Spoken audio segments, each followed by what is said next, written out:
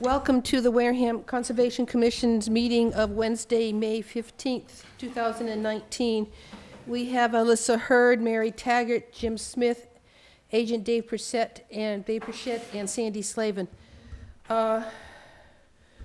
We have some minutes to approve, but before we start, I'd like to talk to the committee of whether or not we can hold a meeting on May 29th. June 5th, we know we will not have a quorum, so I want to see if there would be 4 of you that would be able to come on the 29th. I think Mr. Baptiste said he could come. Anybody else? I can. Yes? I can. Okay. I believe so. So we have a quorum if you'd like to, so we will arrange that May 29th is our next meeting.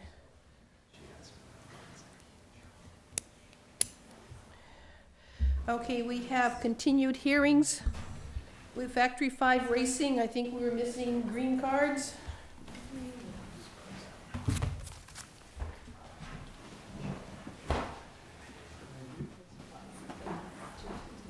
And Mr. Bichette will read to the project, please.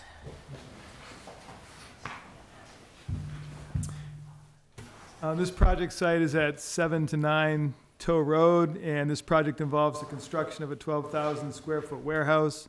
And this application is being filed as part of the site plan review process. The project is not within wetland resource areas or the buffer zone or the coastal flood zone, so the project is not within the Commission's jurisdiction. At the last meeting, we did not have our abutter notification cards, which have since been submitted, so I would recommend the issuance of a negative determination, number 1 and number 6, to state that this project is not within the Commission's jurisdiction. Thank you. Let the minutes note that Rob Lesson has joined us at 7:03. And Bob, will you identify yourself for the record if I forgot to ask you? Sure, that's okay. Bob Rogers, Thank you. GAF Engineering, Madam Chair. Anything you'd like to add? No, I didn't. Anything? Anybody here for or against the project? Any questions on the board? Factory 5 is outside of our purview, so I'd like a motion to close the hearing. So moved. I have a motion. Second. I have a second. All in favor? Aye. Oh, I opposed, abstained. Like someone to make the motion, please. Motion to approve negative determination, number 1, number 6 for Factory 5. I have a negative 1 and 6. I have a motion. I heard a second. All in favor? Aye. Opposed, abstained. Thank you. Thank you.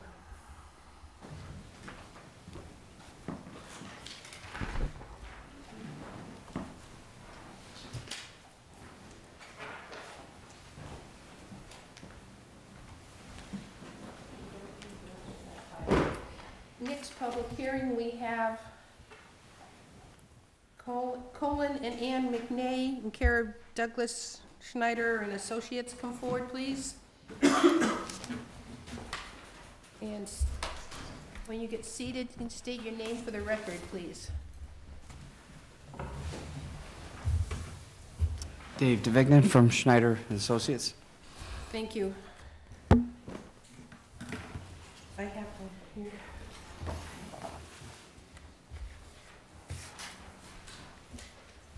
Dave will speak to the project when we get our paperwork.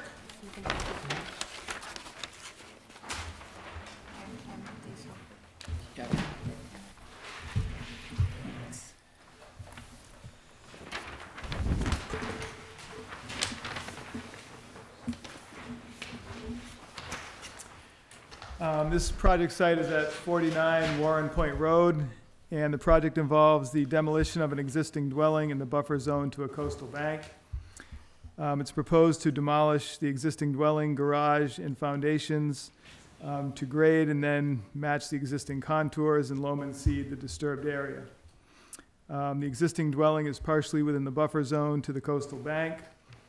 Upon review of the site, it was also noticed that there was tree clearing work on the coastal bank and within the buffer zone that had been done at this site that was not reviewed or approved by the Commission. So we continued the hearing so that that could be looked into. I did meet with Dave DeVignan at the site, and we looked at the issue, and it was confirmed that it was a violation. The applicant has agreed to work with Mr. DeVignan and a landscape architect to come up with a restoration plan. So they will be filing a notice of intent for that in the near future. And there's a letter in your mail which describes that. So with that, for the purposes of the demolition of this particular building, I didn't really have a problem with that. So I would recommend the approval of that work with a negative determination. And we'll also await the filing of the notice of intent for the restoration work. Any questions on the board? No? Does this mean that they can do their demolition and then do they have a time limit when they have to come back for this restoration project? Do we have a time limit for the NOI? That's up to the commission. If you want to pick a time and say he's got to have it done within so many days, then that's fine. We respectfully request at least 30 days based on our backload of work. I think that's That reasonable. makes sense, yeah, So absolutely. we're looking at 1st of August?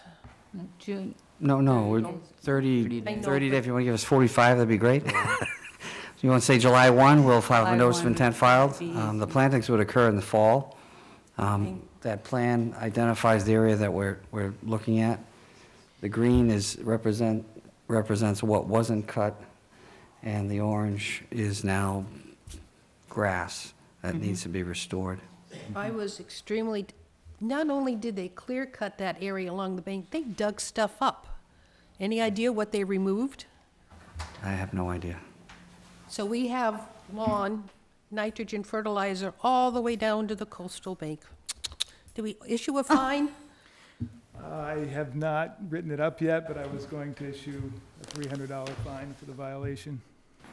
Do we need approval of the board? You don't What do you need say? approval, but if What- you want do to you support approve it. Do you support the fine? Support the fine? absolutely. And honestly, if it goes beyond July 1st, I think we'll be looking at $300 a day. We will have a notice of intent filed by July 1. Okay. But I also noticed not only clearing, but over the coastal bank, the debris that was cleared was placed on, over the coastal bank into the beach area. So that's got to be removed too. Okay, duly noted. I can't believe what I'm seeing. Okay. So we are now talking about the demo. Before we go any further, has this come before the Historic Commission for a demo request?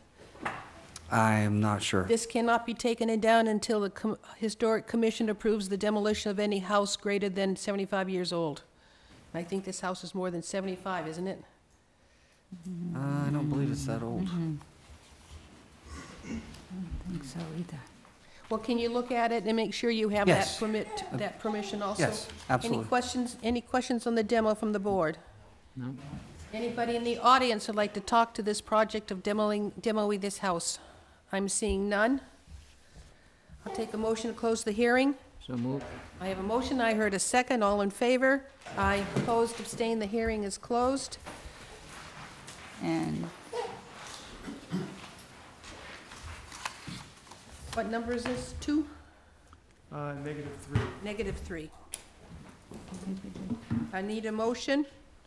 make a motion that the demolition of the building and the foundation be accepted as a motion with a -3 Okay, I have a motion determination. for -3. And and that an NOI is presented to this board by July 1st. Okay. Have that motion And a And? $300 fine. and a $300 fine. Okay, so that's 3 things in the motion. Okay, Just took me a while, that's all. I need a second. I heard a second. All in favor? Aye. Opposed, abstained? Boy. She's been waiting to do that. She's been waiting to type at them. Next here, public hearing.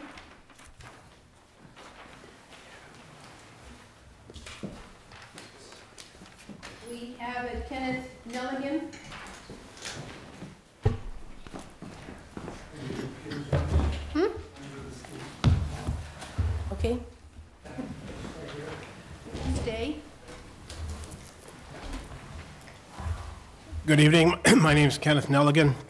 My wife and I own 156 and 156 Rear Cromeset Road in Wareham. Okay. Thank you. Mr. Burchett will speak to the project. Thank you. Is this different than what we've had previous? Yes.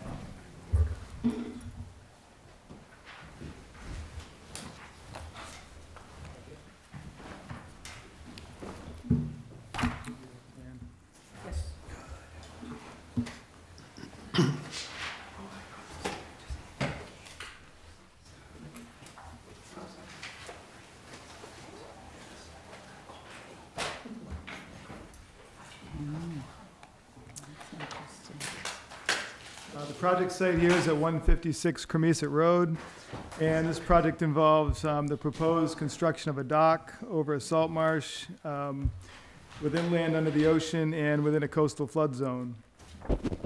Vista pruning is also proposed within the salt marsh, within the buffer zone to the marsh, and also in the flood zone.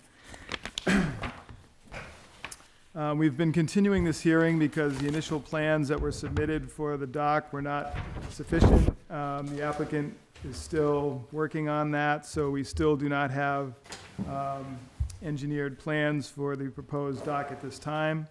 The applicant did just want to come in, I guess, to update the commission on where things stand and also to discuss some of the other aspects of what they're proposing in terms of the vista pruning part of the application. So I'll let Mr. Nelligan say what he needs to say. Hey, Ken, you're up. Thank you.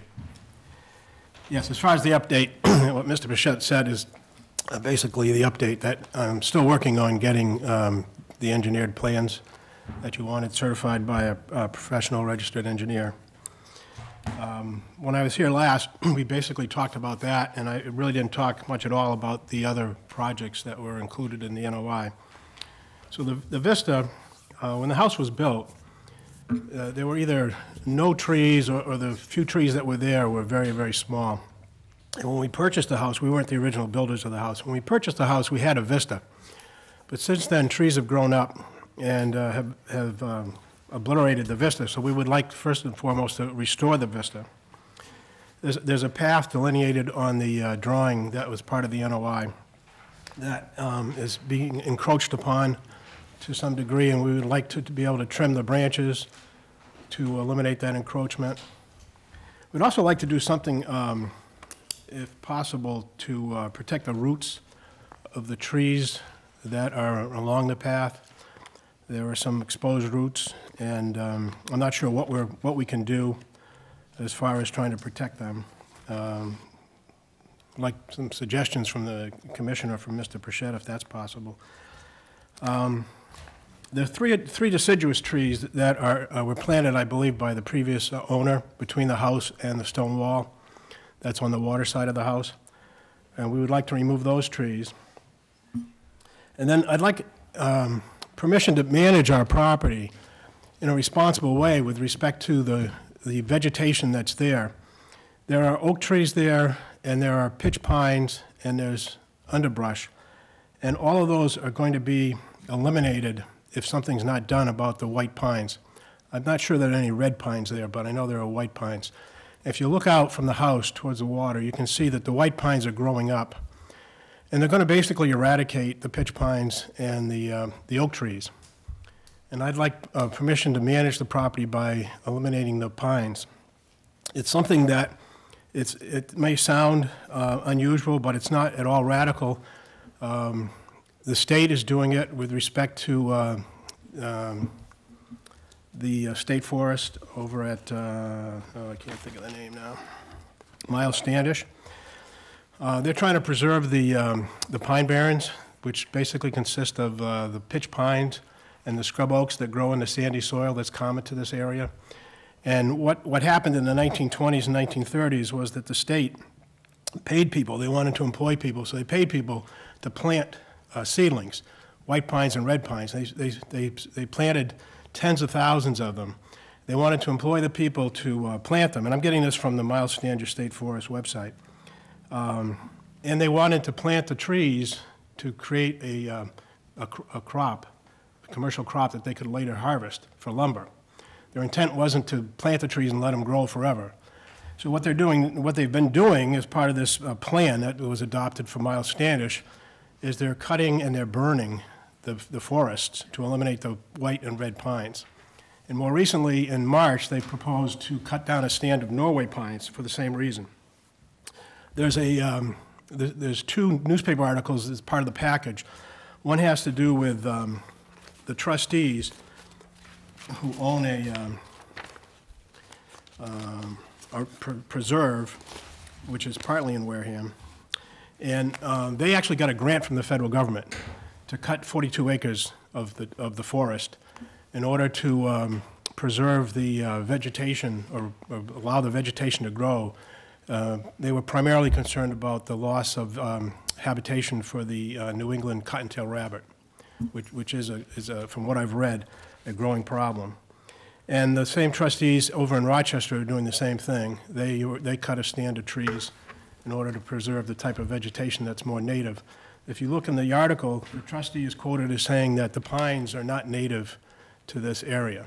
So in a sense, they're an invasive species. Which pine, the white, the red pine? White and the red pines, White and the- yes. Okay. They're essentially an invasive species that are going to come in, they're going to grow up. Some of you came and saw our property, and if you drive from the road to our house, you can see that there's a stand of trees that are probably over 100 feet tall, close to 100 feet tall. And what's going to happen if the white pines are allowed to continue to grow is they're going to grow up, they're going to shade out everything else. And one of the things that the bylaws start off talking about is aesthetics. My own opinion is that scrub oaks, pitch pines, the undergrowths like blueberry bushes and things are more aesthetically pleasing than 100-foot tall white pines. So I think it serves that purpose. One of the concerns that I've heard expressed is that trees are good in that area because they serve as a buffer to waves that might be wind-driven waves in a storm. But I think if you look at it from the standpoint of you're not going to have all the trees, you're either going to have the oaks and the pitch pines, or you're going to have the white pines. And the pitch pines' roots, I think, are better suited for that environment and are more tenacious and would probably withstand the forces of wind and water better than the pines would. So we're not asking permission to clear cut the area. We're asking for permission to responsibly manage the property that's there. I'll give you an example. There are two trees, I didn't think to show you when you came to visit, but there's two trees that are beyond the 30-foot from the marsh. They're a few feet, like 7 feet from the path, just inside that stone wall that you see on the diagram. And they're about 2 feet apart. One's a pitch pine and one's a white pine. The pitch pine's trunk is 3 inches in diameter. The white pine's trunk is 2.5 inches. By all of it, evidence, the pitch pine was there first. What's going to happen is the white pine is going to grow up and it's going to kill the pitch pine. So you're not going to be left with both trees.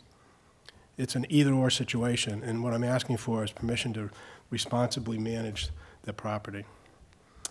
So those are the other projects that I just wanted to address tonight and make you aware of. Mr. Pichette tells me that we're still going to have to continue the hearing because of the dock issue being tied into these other projects. But I thought I'd come and talk to you about those because I didn't really get into them very much last time. I've tried to provide information. I've quoted in my letter from statements that are in on the website of the Miles Standish Forest and from the management plan that was approved by the state and is being executed by the state. I've given you a website to that in the letter. You can go there, but if you need information from that, I'd be happy to pull it and provide it. I've given you a couple of newspaper articles where the trustee is quoted as explaining why they're doing it. As I said, it's something that the state is endorsing. The federal government endorsed it by giving the grant to the trustees. So it may not be something that people have asked you for permission to do before, and it may sound like it's sort of counterintuitive, but I really do think it makes sense. And in the natural cycle of things, the pines would grow up, kill everything else, catch fire, burn down, and then things would come back. But we don't want the situation that people in California faced last year, so we do our best to keep the forest fires from coming. And the situation right now is that the white pines are at the stage where I could take them down myself without having to get bucket trucks in there. Some of them are close enough to the house that when they grow up, they're going to pose a hazard to the house and the people that live in the house. And so now would be the time to address them, I think. And that's what we're asking for. On the particular document I have, your white pines in front of the house are the circles with the heavier markings on the inside. I see 6 of them, 7 of them. Yes. Are those the ones you'd like to? Well, there's white pines throughout the whole property. I know, but we're talking about. Those are the ones within that are threatening the house, yes. Well, Not now. And those are the ones that are blocking the view, the it's vista. more, yes, because you have pines between you and the road that are Those are bigger too, and, yeah. those are beyond my ability to take them Yeah. down at this point. These trees that I'm talking about, that are between the house and that stone wall, the house and the marsh, About how tall are they? They're not too tall, are they? no, they're, 50? excuse me? Maybe 50 feet? No, they're more like 20 to 25. 25? Yeah. They weren't there when the house was built. You can see that the house was built in like 2000, 2001, and so they're maybe 18, 20, maybe 25 feet tall. They're small enough that I could take care of them myself. But you can, it saddens me. I look out and I see what's happening, and you can see the pine trees are growing up, and they're going to eradicate the oak trees. Ms. Bichetti, any comment on this? I know it's up to the board. Well, it's not typical for the commission to allow cutting in these areas based on the bylaws and whatnot, but I think the commission should take a close look at this. Again, we don't really have a detailed plan of the site that we still need to have. And I think it should be clear as far as the specific trees. Maybe the commission might allow some, but not all the ones you want to take out. So that's got to be, I think, more clearly determined before a decision is made. The 3 deciduous trees, you'd like to have them removed also? Yes. For a vista reason? Or your view? Yes, and 2 of them are pear trees, and we've discovered that they attract coyotes when the pears fall to the ground. Oh, yes. And we have a golden retriever, and she doesn't know the difference between, a domesticated dog and a coyote, so we're a little concerned about that. They're not that healthy to begin with, they're not that huge, but they do produce fruit. I guess the question do you want to wait until we have a formal engineering plan that identifies the location of every one of the trees, including marking the ones that are to be requested to be removed, or do you want to allow anything now? Well, you can't allow anything now anyway, because you have to continue the hearing. This is all tied into one Okay, so permit. they can't do something, have to wait for the whole thing to come forward and be Correct. approved, okay. Okay. Is it worthwhile, I mean, do you want to mark them all, or, Or mark the ones that you're going to keep. That's oftentimes when you have this situation. You can mark the ones that you're keeping. That would be good. There's more that I, the pine, a lot of the pines are like, some of the pines are only 3 or 4 feet high, and they're very close together. These 6 are much bigger, but some of them are smaller, and so, I mean, so what I'd like to do is take all the white pines out in that area.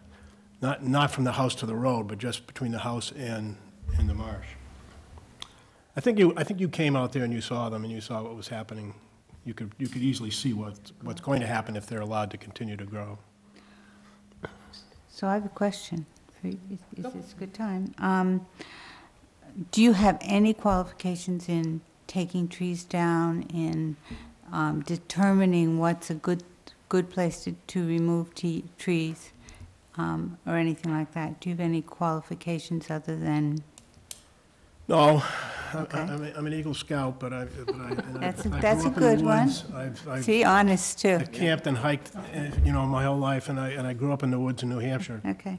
I have cut trees and pruned trees, but I don't have any certifications or something like that. Okay, and so I'm asking, what are you going to do with all of those trees, once they're down on the ground? Well, I'll probably hire somebody to come in and run them through their chipper and take them away.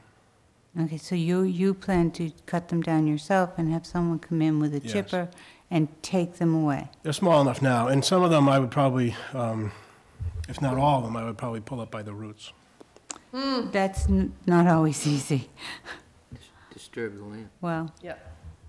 Well, if you don't want me to do that, that's fine. I would certainly put all the, if there was Yeah, any you disturbance, talked I'd about put the it back. exposed roots on the path. Are you more concerned about the roots or tripping on the roots? Honestly, the roots, I think they're from the oak trees that line the path. But aren't you planning to don't you want to take those oak trees down? No, No, the ones close to the house are the ones you want to take down. yeah, and those are pine trees, white pines. I mean, the white pines, you can tell the white pines, is you just count the needles. There's 5 needles to a white pine, 2 to a red pine, and 3 to a pitch pine. So that's how you tell the difference Very between them. thick needle. The oak trees, I'm not asking for permission to cut the oak trees. You don't want to, you have 3 deciduous trees between your rock wall and the house. You want to take those down. The Yes. 2 pairs, and what was the third one? Cherry.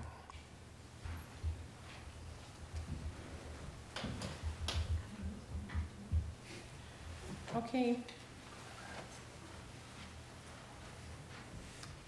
Guess we wait for the engineering plan, but thank you for bringing us I guess in. I'm kind of confused about that. What kind of an engineering planning are you envisioning? I mean, counting every single tree and having, why do I need an engineer to tell I you? think it's associated with the dock, isn't it? No. Well, yeah, that's what the initial engineered plan requirement was for the pier. Oh, I'm sorry. I thought you meant an engineering plan for the trees. It would all be part of the same plan, correct? Yeah, you would want to identify these trees on here, that the bigger trees that you want to take down would have to be located. Okay, well, vice versa. the bigger ones are the ones that you pointed out. So we're looking for an engineered plan for your total project on your site, including vista pruning and the trail work and tree removal and the dock, all on one engineering plan. Am I understanding that correctly? Yes. All right, so that wasn't what I envisioned at all, so. I was just gonna go out, right now what I'm getting is just an engineering plan for the dock. Okay, They gave me permission to use this for the vista pruning, Who's they? the people that drew this up. Right, but you just hand drew stuff on there. No. What I drew by hand was the dock. I didn't draw any of this other stuff on by hand. That's all there on a certified plan. That's the subject of a approved order of condition that's filed with the registry. This path, you didn't draw that in? No. It looks like you did. Well, may I approach the bench? yes, please.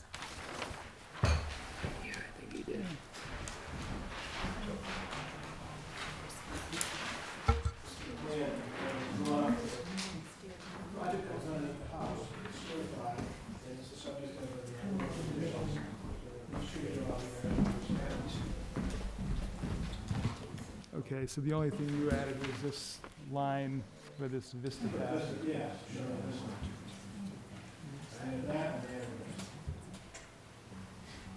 Okay, so the plan you're gonna get, though, is gonna be a plan like this that shows this on it, right? That's what you need. So this will be expanded to include the dock information. Right, that's Because what we need. you are requesting a dock, right? Yes. Yeah. Okay, Remove trees and install a dock, so I would say that's the start to, beginning, a place to start and then expand it for the dock. No, engineering plan on it. Oh. That one's mine? Mine. Is that, yeah, that's the one you brought up. This is the one I wrote on. Okay. Yeah, there's two pairs and a chair. So, anybody here would like to speak for or against this particular project? I'm seeing none, so we'd like to continue until, May 29th. Ken, is that possible? Or do you want to continue longer? Well, I haven't heard back from the engineer yet, so I doubt he's going to have it done that quickly. We won't have, what's the one after May 29th? Yeah, that 6/5 is not happening after 6/5, so What is it, the 19th? 19, Okay. 5 plus 14. 6/19? is 19. I take a motion to continue the hearing until 6/19. So moved. Sorry, 6/19. I heard it. Okay, I heard a second. All in favor? Aye. Opposed, abstained. Thank you very much.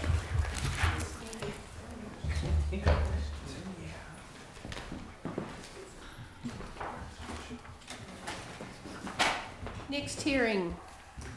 Yeah, are we ready to go? Oh, it's 7:15, we're Yes. going to our regular hearing, sorry. Wednesday, May 15th, 2019.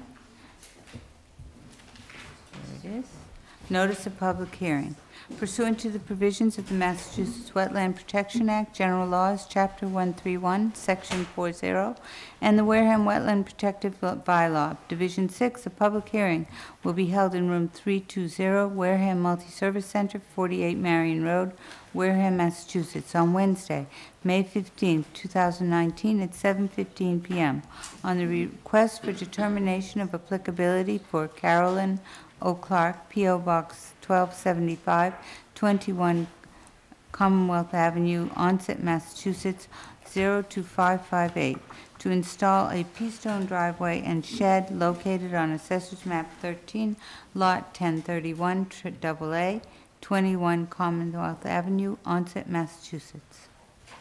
Anybody here for this project? Come forward and identify yourselves, please.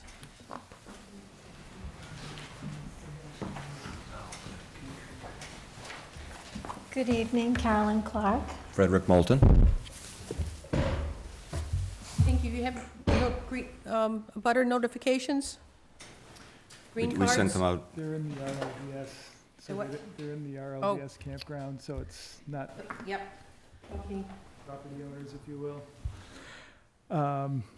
So this project site is at 21 Commonwealth Ave, and it's in the RLDS campgrounds in Onset. And the project involves installing a crushed stone driveway and a shed in the buffer zone to a salt marsh. Pea-stone parking area is proposed along the side of the house, and that area is currently used for parking. Also, a 10 by 12 shed is proposed on a portion of that pea-stone area that's proposed, as shown on the plan. This would be approximately 35 feet from the salt marsh. All the work is outside the 30-foot no activity zone. So I would recommend the approval of the project with a negative determination number 2. Is there anything you'd like to add to his comments? No, I don't think so. Covered it very well.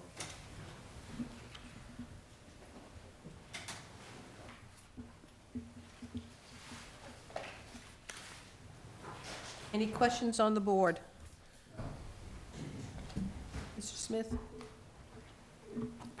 Ladies? No. Anybody in the audience speak for this project? Seeing none? I need a motion to close the hearing. So moved. I need a second. Second. Second. All in favor? Aye. Hearing is closed. Move to, Thank you very much. Good evening. Not Wait a done minute. yet. We just pardon me. closed the hearing. Oh, Not we're so quite. close. make a motion to approve the project, the parking area, and the shed. Negative Negative 2. determination. Negative 2. Two determination. Thank you. So I have a motion for a negative 2. Second. I heard a second. All in favor? Aye. Opposed? Abstained? Now you are approved before you start any work. See Mr. Pichette, Okay. but it's been approved. Thank you very much. Wonderful. Thank you so much. Good evening. I have no idea where anything.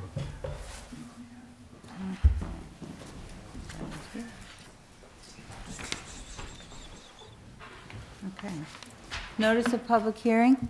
Pursuant to the provisions of the Massachusetts Wetland Protection Act, General Laws, Chapter 131, Section 40, and the Wareham Wetland Protective Bylaw, Division 6, a public hearing will be held in Room 320, Wareham Multi-Service Center, 48 Marion Road, Wareham, Massachusetts, on Wednesday, May 15, 2019, at 7:15 p.m. on the notice of intent for Robert and Mary Ellen Stone, care of Schneider Davignon and Leon, Inc., P.O. Box 4801, County Road, Mattapoisett, Mass. 02739, to demolish an existing cottage and construct a single-family dwelling located on Assessor's Map 78, Lot 130, 12 Kennedy Street, West Wareham, Massachusetts.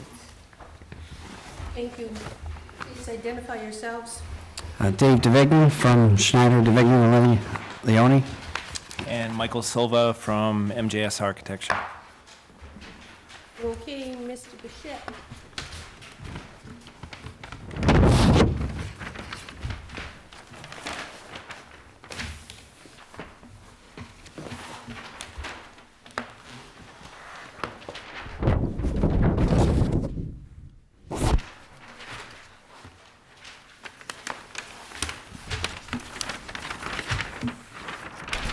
Oh, I remember this place. Yes. It has been before you before. Okay, so the project site is at 12 Kennedy Street in the Rose Point area, and the project involves the demolition of an existing dwelling and the construction of a new larger dwelling, and this is in the buffer zone to a coastal bank within the riverfront area of the Sippican River and also within a coastal flood zone. The existing 20 by 26 foot dwelling is to be removed, and a new 26 by 51 foot building envelope is proposed at the site. This new building envelope is further away from the water than the existing dwelling by approximately 11 feet. Again, the site is within a coastal flood zone, Zone AE, elevation 14. And the building envelope on the plan does not show a specific house footprint, just so the commission's aware of that, but rather shows a building area that would include any dwelling, deck, stairs, bulkheads, so on and so forth. If the commission does ultimately approve this, I recommend that prior to any work that they get an actual footprint of what's going to be constructed there so that they can make sure that it falls within the footprint that's shown on this initial plan. Also proposed are dry wells to handle roof runoff for this new structure. There's one of them that's proposed within the 30-foot no activity zone, so I would ask that that be relocated outside of the 30-foot no activity zone, or other than that, increase the other one that's proposed so that it could handle more volume. Removing that dry well from the 30-foot no activity zone would also eliminate the need to do any additional brush clearing within that area, which is also shown as a proposed activity on the plan. The driveway is proposed to remain as a pervious material. The erosion control is shown to be silt fence and straw wattles. Typically, we're asking for silt fence and hay bales, so I would want to see that. We did get a DEP file number for this project at this time, but the commission may want to get a continuance just to revise the plan to address the issues that have been stated. Generally speaking, I'm not opposed to the project, though. I think the project can get permitted with the changes that were stated. When was the dry well? What's that? You said one was the dry well, Right. and the more Hay bales. hay bales instead of the straw wattles, and Yeah. a more detailed footprint of the house to show Once- where the once- decks Original are. footprint. Yeah, that could be a condition, I think, if the commission approves it, that we get some sort of a final footprint before construction, so we know that it meets what they're showing on the Because right now, plan. this is the proposed maximum limits of a building envelope. Right. That's right. So we would like to see where the deck and house and stairs would be placed within this envelope. Is that what I'm Yes. hearing? So we know that it's going to be within that. And can we also put this into the deed? It's not for the present owner, but for future times, otherwise, that this is the building envelope. They can't come back to us and ask for an additional porch or anything like that. So if it's in the deed, that makes it a little easier when, and if the house changes hands, they know what the parameters are. And it makes it easier for our commissioner.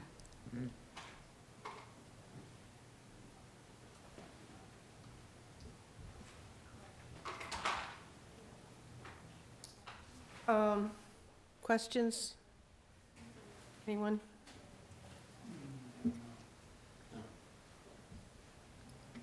Any comments, please? Yes, Madam Chair. We're proposing 2 dry wells, which are an improvement from existing conditions we have. Everything we're proposing is an improvement from existing conditions. I'd like to first point out that the area is actually mapped as Zone X. What you see on that plan, highlighted in pink, differentiates how FEMA has mapped Zone AE and Zone X. However, by elevation, it does fall under elevation 14, which is the designated flood zone. So we've accounted for that in the building. We've shown flood openings, hydrostatic flood openings, a crawl space, which will have a slab set at grade on the downhill side. So the building will be FEMA compliant, even though it really isn't mapped within FEMA. The building will be pushed back from the riverfront boundary from where it currently exists, and where we're proposing a dry well, it's only because of the grade change, where we're lower in grade on the river side than we are on the other side, and running a pipe, you'd be running a pipe further into the hill and putting the dry well deeper into the ground if you're trying to get roof runoff leaders from the downhill side to the uphill side. So where we're proposing a dry well for roof runoff only, which is considered clean water, it's adjacent to the existing cottage on the uphill side of where the existing cottage is now. I agree that there's some minor clearing, but we're talking about 5 or 6 feet of brush. There are no major trees being cut down. We show the large trees on the plan. So they'll kind of need that room anyway just to build the house and maneuver around it. We're essentially leaving from where there's a dog leg in the house proposed. There's only an 8 to 10 foot gap there in order for construction activities to happen. So I'm not so sure it's realistic to leave the brush line exactly where it is.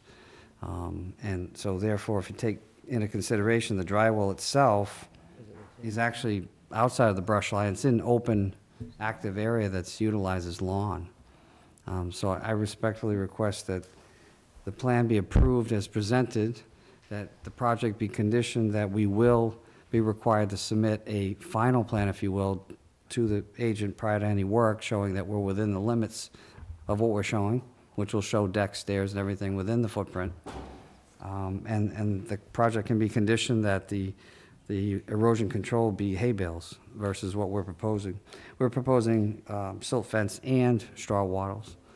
If you don't find that adequate, then you can certainly condition it that hay bales are required with the silt fence, and we can install that.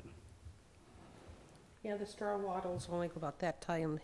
There's just a better erosion control with the straw than the wattles, because they're low and they can be easily washed over.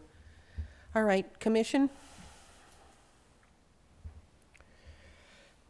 I don't really know what to do with what else can they put the drainage? Well, as I said, they have one on the other side of the house. They can put drainage into that, or they can just not have it. I mean, it's not required, so, you know, you don't have to have it.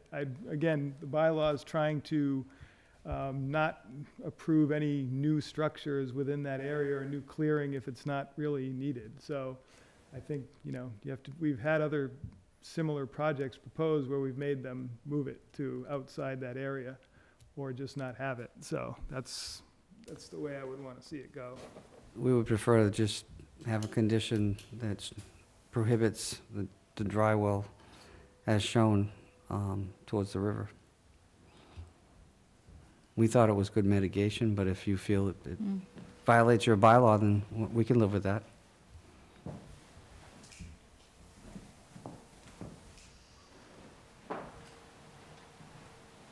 Comments?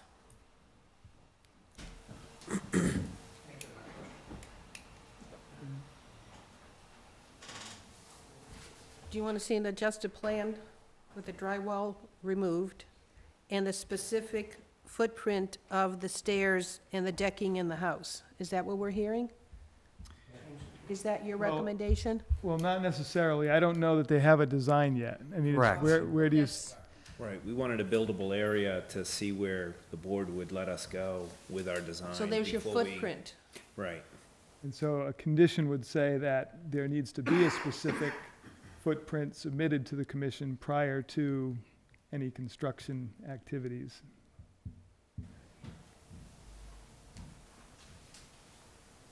It seems that brought up that that brush line might get pushed back anyway. you gotta use the mic. Sorry.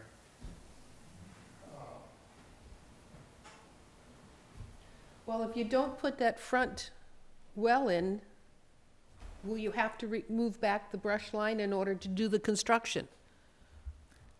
It's highly probable, yes. I think it could be done without doing that. I mean, it might take a little more doing, but, you know, it can be done. Well, there's no substantial growth there at all. There's no trees there, right?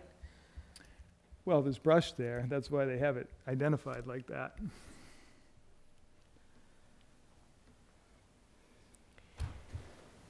Okay, I'd say we eliminate the drainage and mark the brush line. and do what? And You just tag the brush line. Well, it's already marked on the plan. Yeah. so leave it. Yeah, leave it as much as possible. I mean, if some edge has to get altered, there's gonna potentially be that situation, but versus just going in and clearing it back by that amount, I don't think that's required. You can do it without doing that. The owners are here with us, so they're listening. Other than that, as I said, I don't have an issue with the rest of it. Do you have any issue with putting it in the deed? No. Just because it's, Order of conditions all go in deeds. so. The order as- of conditions doesn't go on the actual deed. But It gets recorded at the There- registry, no, but it's not I on the think it deed. should be on the deed, because then, should they sell the house or it move on, people are aware of what it was, and then we won't, the commission at that point won't have to try to go back and say, oh, we'll allow, a 15-foot deck here, or whatever. It's a very simple thing to do, but It's a it gives question we you have to something. ask legal counsel whether or not we I can. think it was spoken of in the last, that's fine to do that. Yeah. But it was spoken of in the MACC. It Yeah, can, it it can be was done. done. We've done that on other projects in We the have. past, yeah. The only counter I would have to that is you're putting something on a property in perpetuity, and you're assuming that the Massachusetts Wetlands Protection Act will stay the same in perpetuity, and that's a big assumption. In other words, if the riverfront boundary, let's just say it was removed from the Wetlands Protection Act, then you put a restriction on Do you that. think that's likely? I don't. It's not gonna get any less strict. But moved, not Yeah. Or completely altered or right. changed in such a way that it alleviates some of the restrictions along existing properties? If it alleviates the restrictions, I would imagine they'd be, people could have them brought before. Okay, A deed I restriction's would- pretty tough to get removed. Yeah, but I think it's reasonable. You have a reasonable footprint that you're being given. You don't need to go beyond that, so there shouldn't be an issue down the road. Everything's on record. I mean, there's a plan here, there's a permit. There'll be a file for this address in the future. And 10 years down the road, somebody comes along and You'd be Wants to surprised how expand. many things come along that, you'll still be here though, Dave, won't you?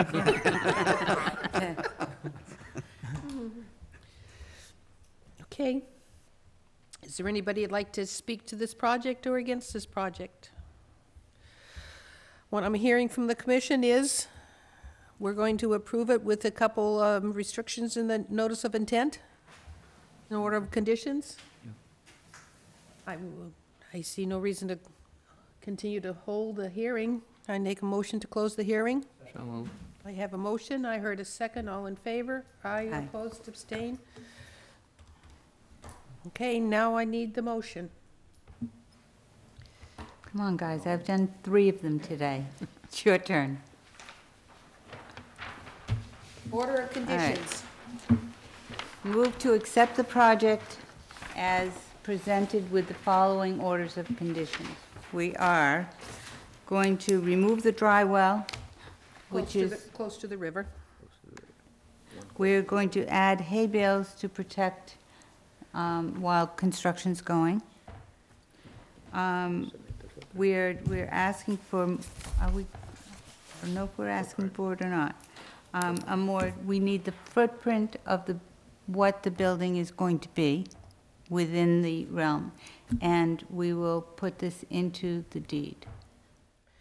I hear that as the order of conditions, other than our standard order of conditions. I have a, okay, that's the motion. I just need the second. All in favor? Aye. Opposed? Abstain? Thank you. Thank you. That'd be fun. You have a good time. It's good. It's gonna be great. Great job.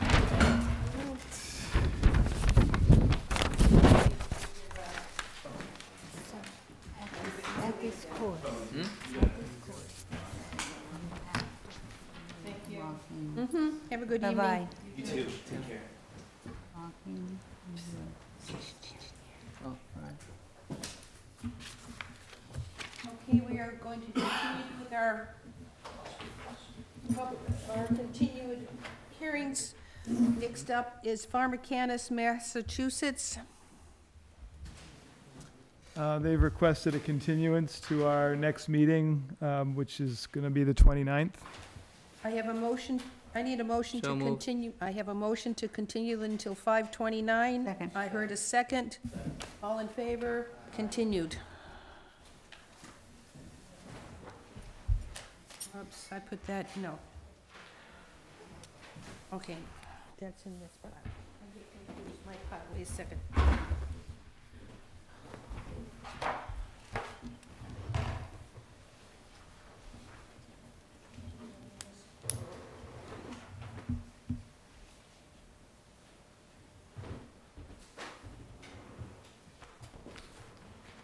Okay, next one up is Gary Osmond.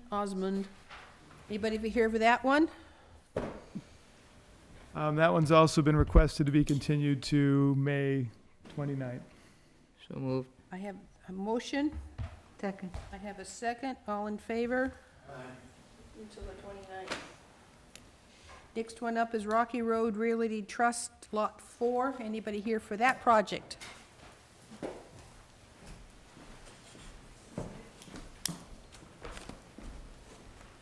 Oops, they forgot their plan. They'll be back. They'll be back. Please identify yourself for the record. Good evening. I'm Jim Pavlik with Outback Engineering representing Lot 11 Rocky Road Realty Trust. Thank you. Mr. Pichette will read to the project. Do you have the revised? Yes, would you like me to hand them out?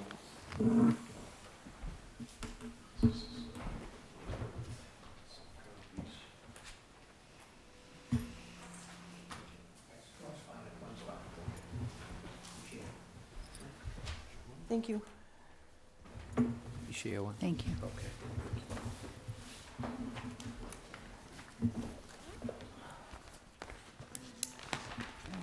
Back to, we've been here. Been here before.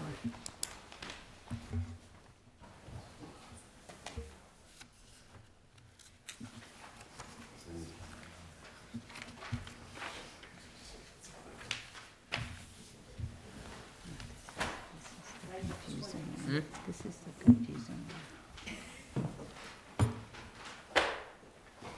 Okay, Yeah, that was that weird one. That had the big driveway. all right. Mr. Bichette will read to the project.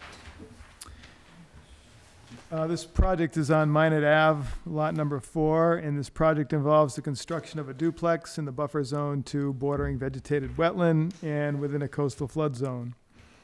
The 28 by 72-foot duplex is proposed approximately 45 feet from the edge of the wetland and also within coastal flood zone AE elevation 14.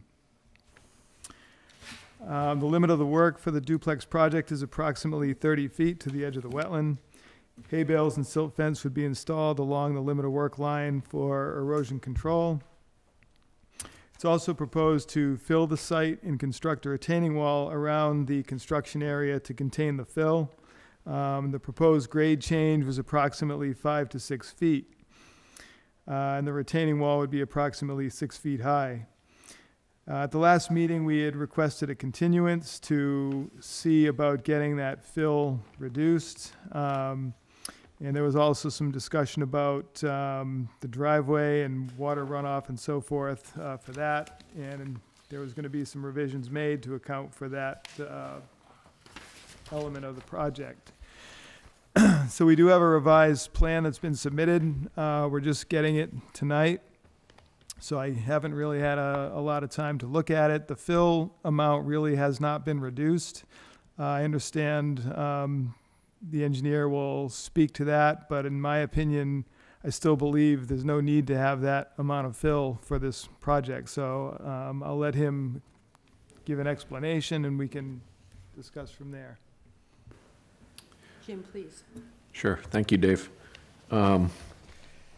So, right, as Dave mentioned, two of the concerns we've addressed on this revised plan was to provide roof drains and to look to reduce some of the impervious area by combining the driveways and providing a rain garden. So we've done that. And the third thing was to look at the amount of fill for the site. And in reviewing that with the FEMA guidelines for construction in flood zones, such as where we have here, their preference is that we elevate the structure and get the lowest adjacent grade around the foundation above the floodplain. It results in the lowest risk for future flooded damage and things of that nature to the structure. So I know. So as far as elevating the house, you'd have to do that anyway. Right. I've never heard of them saying they want you to fill up around the house. We've had, tons of projects go on in town, and I've never heard that suggestion before. So that's interesting, but yes, the house would have to be at that height either way. Right. So there's more than one way to do this. There's several different options in constructing it, but we felt that it results in by filling the surrounding property above the flood elevation. Our hope is to get this portion of the site out of the flood zone. We'd actually have it removed from the flood zone and eliminate flood insurance also. So that's more or less the driving factor. Right. So, and again, what we're looking at is whether we fill the lot 3 feet or 4 or 5 feet. I don't think it's a significant change in terms of any impacts on the wetland resources areas where we're honoring the town's 30-foot no-touch setback to the BVW and kept the work out of the riverfront area. So that was the reason for having the retaining wall on those two sides. So if I understand it, you will raise the house structure and fill in behind the retaining wall so that everything's on the same level? Am I understanding that correctly? Right. So it won't be a mound for the house, it will just be, everything drop. will be on the same level behind the retaining wall? Essentially, right. This So- side, yeah. So right now, the lot slopes down away from the road. We're going to raise the grade and the top of foundation would be about, I think, 4 or 5 feet above the roadway, and the driveway would be about 3 feet above the road.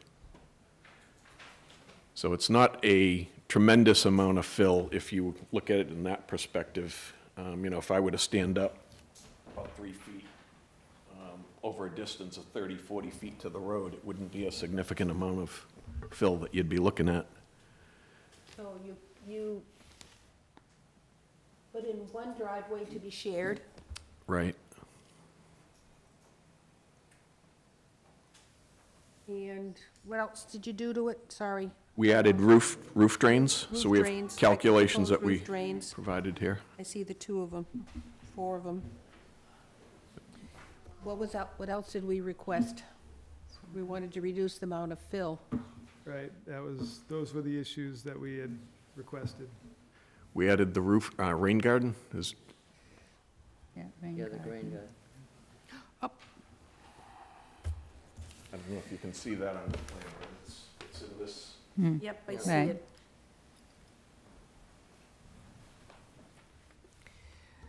No walkways from the garage, from the driveway to this front steps, huh?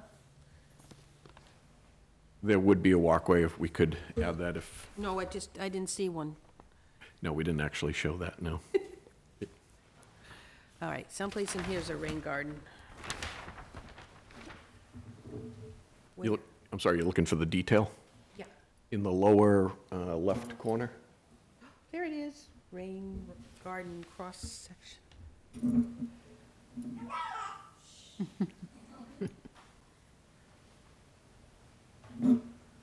So you're not planting any plantings in there? No, there's notes. It's just stones. No, there's notes for plantings. On the left side. A list of plants is To the left, provided right near the border. above the detail. Right near the border of your plan, There? right Oh, there. yeah. there. Oh, okay. So those species were taken from the DEP Stormwater Handbook. Anybody in the audience, any questions on the board?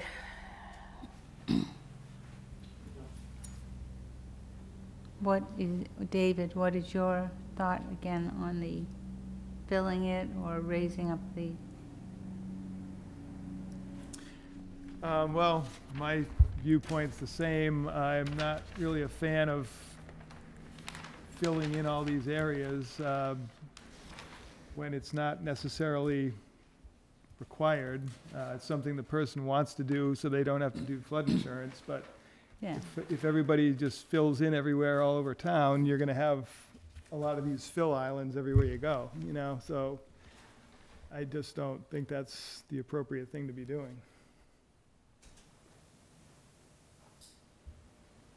what do you think? Now, between the shared driveway and this rain garden, that's going to help some of the runoff that was going to be into the roadway, is that correct? Correct.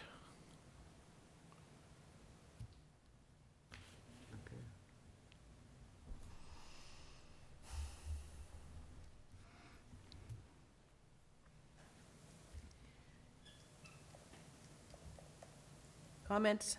Anybody else? Sure, not liking the fill, have no comment. Anybody in the audience speak to this project, against this project? Does the board feel they have enough information to continue or to close? Can I ask a question? Sure. This is on the same side of the minor road as the school is now? No. No, the other The side. opposite side. It's right near the, kind of near the, where the old fire, well, the little fire station is down the end of Minot Ave, Yeah. on that same side. This is, you'll find that this is pretty much opposite the apartments, Jim. This is up the street, opposite the apartments. Which apartments? The Bay, At the Brandy Hill? Brandy Hill. So you have Brandy, Right. this Brandy Hill, No, this is closer to Depot Crossing. but there's one closer to Depot Crossing, so this is between the two? It's right next door to this lot. To answer your questions, on the other side of the street of the Minot School. But down the slope going toward the Depot Apartments. But the one opposite Depot Apartments was approved at a prior meeting. This one was a little hard to put in because the amount of wetlands between them and the railroad tracks. Board, it's up to you. I mean, Jim has come back and looked at alternatives. He's looking at filling in behind the stone wall to fill the house up to grade with a small slope down to the Minot Ave. There is a slope down to Minot Ave, a small one. Yes. And you've taken into account reducing the amount of impervious material, given us a rain garden, put in some Sharing the driveway. water catch basins for the runoff. Right. Board, I'm up to you. You want to close the hearing, you want to continue? Huh? But if you want to review things further, again, you're just getting this plan tonight. So if you'd want to take it home, review it, see it at the site possibly, then recommend a continuance if you are comfortable with it. We start on the fill, like everything else, but I don't like to make the precedent to fill it, so. Fill it for insurance policy. Doesn't have anything to do with us. If you were to raise the house up and not fill behind it, would you need the retaining wall? Not sure if I understand the question. The retaining wall you're planning to put in behind the dwelling is to fill up to that, to Right. catch the fill, to make it level Right. with the house. And so if you were to raise the house and make it on a slope down all the way across, would you need that retaining wall behind the house? What you're essentially Total one. asking is to lower the amount of fill. Yes. Yeah, would probably still want a retaining wall of some sort, so again, that's where I was saying, instead of 5 feet, you'd have to fill 3 feet or something like that, but, You'd still need a retaining wall to make sure you hold the material that you're gonna use in case it runs down. yes, yes.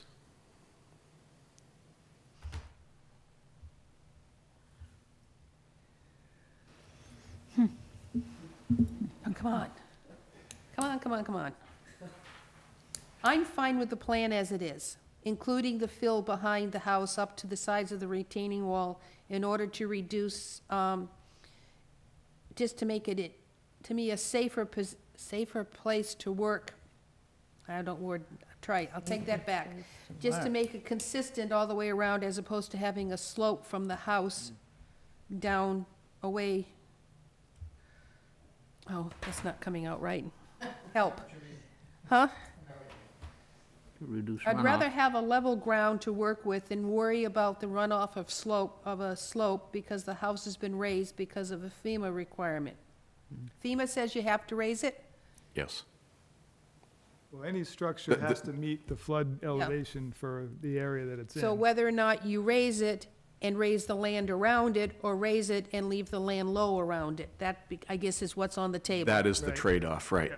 And in the approach we're taking here is to wind up with what FEMA considers to be the safest form of construction with the lowest risk of future flooding. And I understand that's not a concern for the commission, but from an engineering perspective, I think it's the better approach. Okay. Does that help? Again, do we continue or do we close? What's going to change if we continue? What's going to change if we can Nothing. continue? Yes. Just a little longer for us to look at these plans, Yeah, it won't change anything. correct? No. Won't change anything. All right, close. so I move we close the hearing. I have a motion to close the Second. hearing. I have a second. All in favor? Aye. Aye. Opposed, abstained, the hearing is closed. What is your wish, committee? It's notice of intent, order of conditions. Is there anything have you considered anything other than the standard order of conditions that you'd like to add to this particular project? No. So I'll take a motion to grant with the standard order of conditions. So moved. I have a motion, I heard a motion, I heard a second, all in favor? Aye. Opposed, abstained? Before you start anything, see Mr. Pichette. Of course. Okay, thank you. All right, thank you so much. That was painful. Hmm? That was painful. Yeah. But you gotta fill it before you eliminate runoff. I know, but the thing Here you is, go. now what's going to happen at the next one? The other ones are already done now. They were in this Now time. next Oh, house. in that project. Yeah. The next hearing is South Coast Hospitals Group. They want a continuance? You're not, anybody here for that?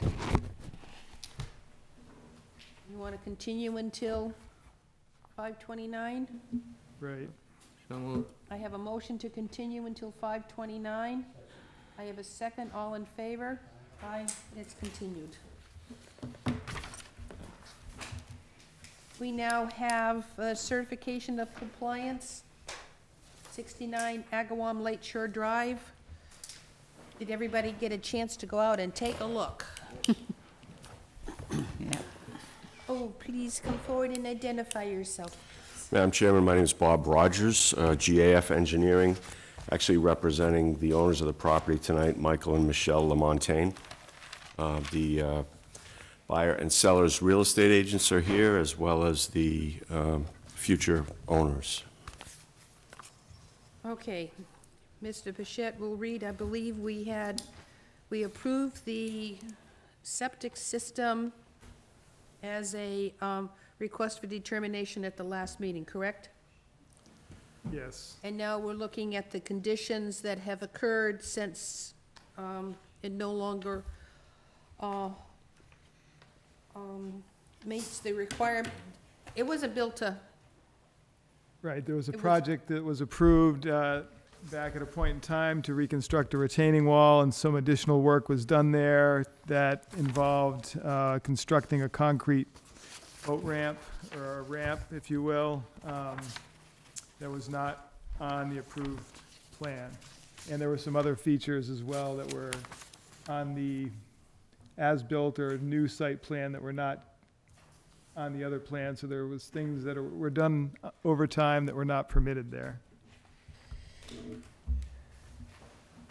so if we take a look at the plan that was submitted with the septic, we found that, let's see, the existing concrete ramp was added, and cabin was added, a porch and wood deck was added. I'm trying to think of what else was added without approval. Just a point, I would say the cabin today, as it exists as a bedroom, it was shown as a shed on the 1991 plan, so I think there was just a minor shed. modification to that. It's a shed. Are you saying that it's a bedroom, the little shed that's there? Yes, I am. All right, so Yeah. that's a detached bedroom. Yes, it is. The cabin, not the, there's a shed Right. and a cabin, so we're talking about the cabin. Closer to the boat ramp is now a bedroom. No, It's a seasonal bedroom. It was brought to the attention of the Board of Health, and and it's not closer to the ramp. The ramp. I guess it's a minor. Okay. You're- The other side. Yep. So we have a expanded of the wood deck, concrete porch has been added. The shed has been, there's a little step on it or something, but I'm more concerned about the concrete ramp that was added. And what about the dock that's submerged? Yeah. And the ladder, No, it's attached. Yeah, right. the there. well, Just some of that. yep. So I the mean- the seasonal wood dock was shown on the 1991 plan. But it's not on the existing plan. Well, that's correct, and that's because this plan, the primary purpose was to repair the the sewage disposal system. So, I guess we would, I guess so the big question is, what does the commission want to do about the unapproved concrete ramp that has been there so long, it's got moss and everything out growing around it, so it didn't just happen. It didn't just happen. Yep. So the But, I mean, question would do we be, ask that it be removed and replaced with a wood ramp? I would not probably say that. Disturb the soil around Disturb it? everything Disturb there. everything else, but the crack gives me a little bit of worry because I think that it's unsafe. I mean, and, you know, even if somebody puts something over it, it's still not safe. I don't know what we do with that. But is My it, thought would be, leave it at fill. I don't think there's a good middle ground. Mm-hmm. Removing it would be, Yeah, Yes. cause more damage, Yes. yeah. filling it would be simple. But they would lose all Put up some forms. yeah, areas to put their I mean- boats in. Yeah. I would, Just My- improve it. Leave it, then it needs to be fixed. but is that something that it belongs to the building inspector to do as opposed to this committee? I do not know that. Because I think it's beyond our, Purview. what we can, require. I believe it's up to a building inspecting code or However- something like that. However, it's right in the water, and it goes down under the water, so is that not, Still building inspector, because we do not have that. The It's building not our inspector purview. would say whether it's safe or not safe. We can't. And what it would need to be either fixed. And whatever would need to have to be fixed would then have to come before us, because then it would be with something that we have a control over. Right, right. But my first pass was that Can dock, we require that it be looked at by the building inspector? Well, sure, you can ask, you can require anything, so that's fine. I mean, Yeah. because It's in the process of being bought, doesn't it? have I, to be inspected, if huh? I could, Yeah, Madam please. Chair. Please, Bob. So, I saw that ramp in the backyard area myself, and I didn't notice any severe crack in that ramp, but it's certainly not a ramp that's suitable or available for vehicles to back up to, unless you're accessing from the neighbor's yard. So, walk you know, your boat back? I'm sure the future owners would have someone look at that, and, but it's a foot traffic ramp, if you will, for a canoe, a kayak, an aluminum boat. Rowboat. Yeah, rowboat.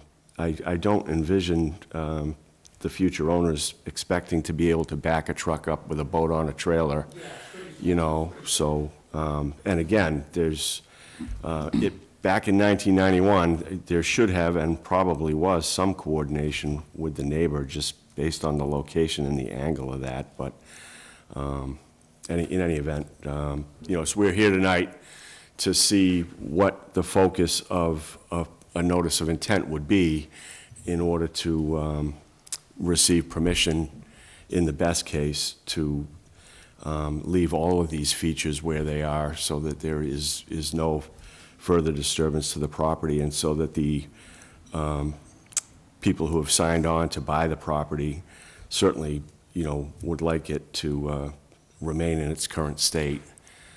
And we would be prepared to fairly quickly file a notice of intent and produce a separate standalone plan, which would identify every one of the changes from the 1991 plan. And, hopefully you would be able to issue an order of conditions that, no work is proposed, but the property as it shows on the plan is approved, And however. so, by doing that, then the existing conditions becomes part of record for compliance. Yes, yes. And after we received and recorded that order of conditions, we would have to follow it up with a request for certificate of compliance, and that would clear the title for the property. Would that be all right? I don't know, it's maybe a foot or two, Maybe I- 4, It 3, put in the 4 water, feet. yeah. See, I couldn't see the crack from the, standing on the slope. You can see the crack. Yeah. It's pretty clear that all of that concrete was poured at the same time, Walk down to the water, and it's starting to degrade down there. What can we do about the dock? take that? Well, we can locate, it is obviously in a state of disrepair. You know, we can locate it and put it on the plan. I would think if, I think it should be removed, totally and completely. okay. Well, if, But- Submerged. No. well, it needs to be removed and replaced. If they would like to replace it, though, I think that would be a separate future project. That would be But my, it's already there. I mean, if you're thinking of grandfathering, I mean, it seems to me that they have a dock. It was on the They have a original dock plan. On their plan. It was on the right, on the original. 91, it just said existing seasonal wood dock. I think it's a combination of materials at this point. And that dock would have to be But it's not removed usable in its current state, in the and, wintertime. In the wintertime, that dock, because that was a seasonal dock. Going to the ramping, kill two things with once, you know. oh, It's yep, a future project, right. you know, and probably a lot easier to use than the. Now it should just be removed because it's just. Yeah, Right. I would say remove the dock as it is, a submerged object in the water. The ramp, the ladder down is just part of the concrete, I would say that, because it could be an easy ramp used to come in and out of a rowboat or a kayak or a canoe or something.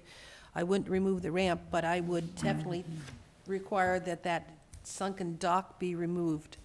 Well, I think, correct me if I'm wrong, but wouldn't you want it replaced? If you Yeah. remove it, does it actually remove the opportunity of having it? Right.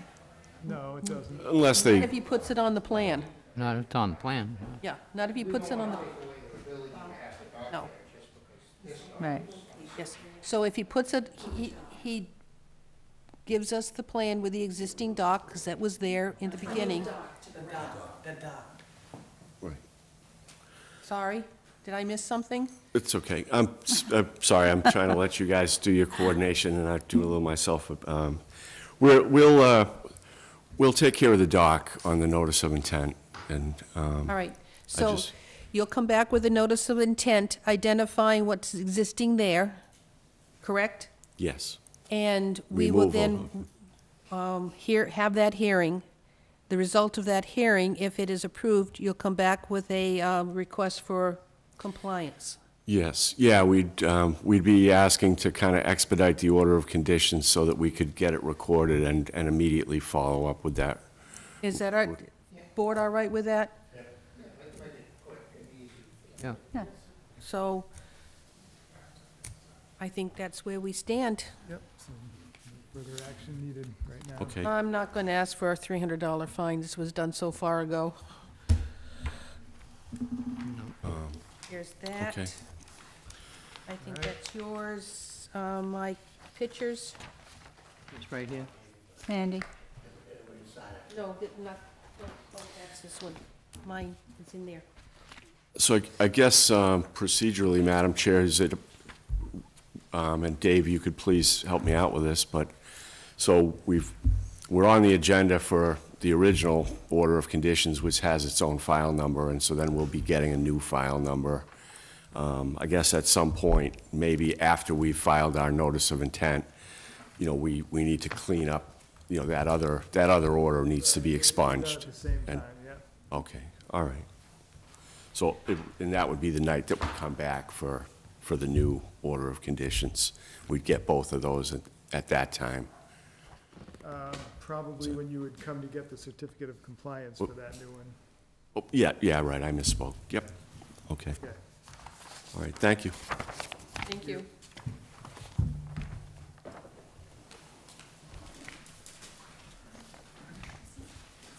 Thank you.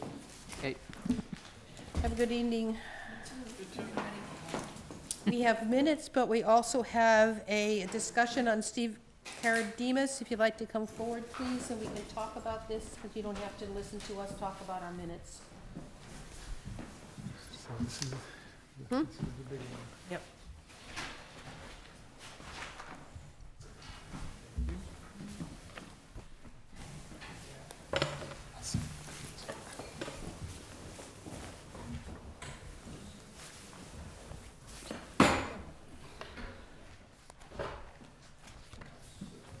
will come to.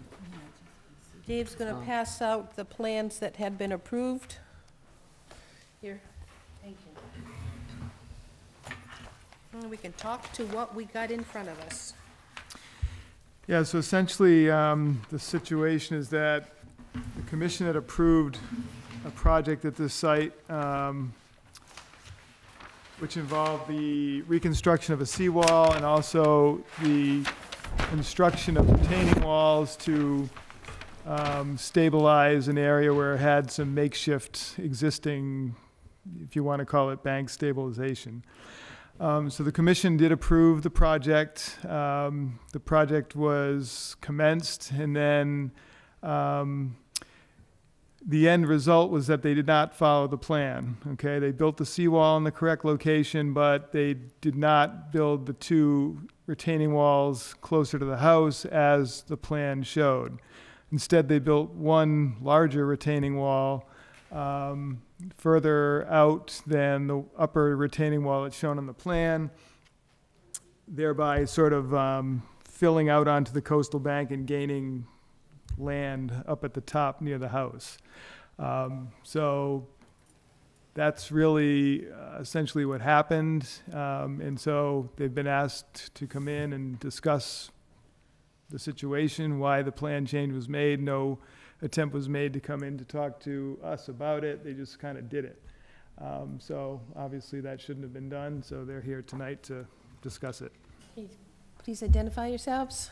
Dave DeVignan from Schneider DeVignan and Leone Incorporated. Russ Dubois, Parkside Excavation. And Steve Karadimos, the homeowner, and my wife in the back of Meredith.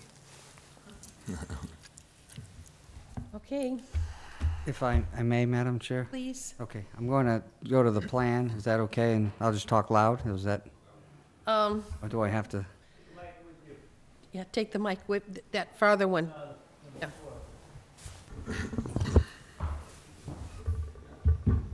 Okay, so this is the plan that you have before you. This was the approved plan.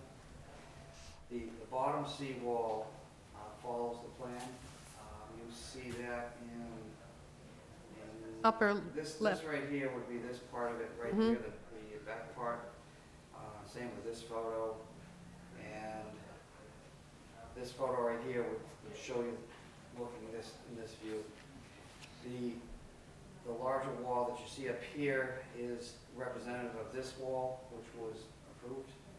And it swings out similar to the plan and comes up and ends somewhere over here. And the ramp is alongside of it. This would be the end that you're looking at over here.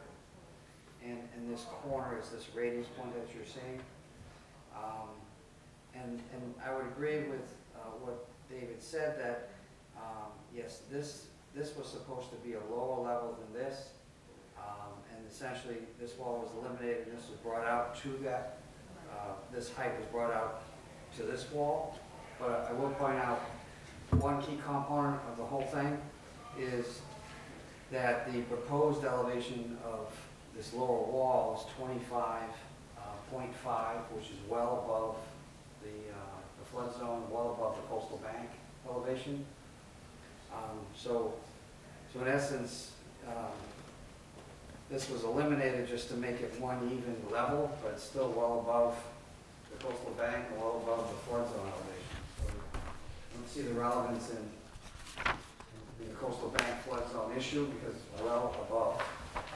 I don't think that's the case. I think if you look at the original plan, the flood zone, the coastal bank line was pretty high up, close to the top of that original slope. And certainly what's been done is filled out into that. So if you look at the plan, the coastal bank line is closer to the... There are two coastal banks. One is the seawall itself. Right, I'm talking about the And then further the in. one based upon DEP policy, which is the top of the entire bank. Exactly. So the point is that was filled out onto with this bigger structure. So on the plan, the first wall closer to the water would be how tall? This wall right here Uh-huh. was supposed to be 8 feet tall. 8 feet tall, then it was supposed to be sloped land going up to a second retaining wall, Very flat, I wouldn't call it slope. well, It goes from 25 5 to 20, 29, or, well, 26, it's a 6-inch rise over 15 feet. okay. And then from there, it vertically goes up from 26 up to 31, 5 feet. So that 5 feet, it was brought down to the lower level. So the total wall is how tall now? If you're counting what's exposed, Now, if I'm looking at that wall in front of the house, not the seawall, but the Nick's wall, how high is that? Corner right there. Which one is she Facing asking the about? water, wall right here, So yes, 16 feet? versus the 16 feet? The top elevation of that current wall is the same elevation as what the wall that was supposed to step back. That elevation didn't change. So may I ask why the plans were changed? If you look at that picture in the bottom left, okay, what you would do visually for you to understand the heights of that is if you went 4 courses down, that would be your step. The problem that I ran into is the original plan is designed to curve in, but as you can see the slope, you're not going to have enough room to make that elevation change. So you have to, because you're so close to the property line, there's no way to make this curve without all of this not being retained. So I had to do the return, and then above that, in that far corner, you can see there's an existing structure. He has a decorative area with a fire pit and blocks. For me to be able to, because of the soil being, it's pure sand, you can't hold that. Okay, Russ, why didn't you come back for amended order of conditions when you weren't going to build to that plan? I didn't know that, I probably should have came in. What I did was I already established that lower wall and just continued to go straight up at that point. Yeah, so I guess there's 2 issues. It sounds like we had an engineered plan. You're saying the engineer didn't design something that could actually be built? Well, based on, I mean, there's always changes in the field based on field conditions. Right, So but he's that's- not going to know the field condition. He's only basing it on topography. Right, but that's when someone has to approach the engineer and both of you have to come to us and say, we have this issue. You can't just take it upon yourself to make field changes like that. There's specific conditions in the order that say exactly that if there's going to be any proposed change, somebody's got to come back to the commission. You can't just, on your own, decide to change it, you know? Because we don't even know, based on what you built, that's not stamped by an engineer. We don't know, it could be built great, it may not be. We don't know that, you know, based on what's currently there. So Well, that's one of the issues. The other issue is the commission doesn't typically allow you to fill out over a coastal bank to create more flat land for yourself. That's not an allowable activity. Otherwise, you'd have everybody up and down the coastline doing that, you know? That's why you don't. And all due respect, Dave, you know, it had nothing to do with his request, more so for me, how I was supposed to construct that. Right. It was a very difficult job. Oh, yeah. No, it was a difficult job. Extremely difficult. But, you know, there's a few issues that come out of it. One is the one I just mentioned.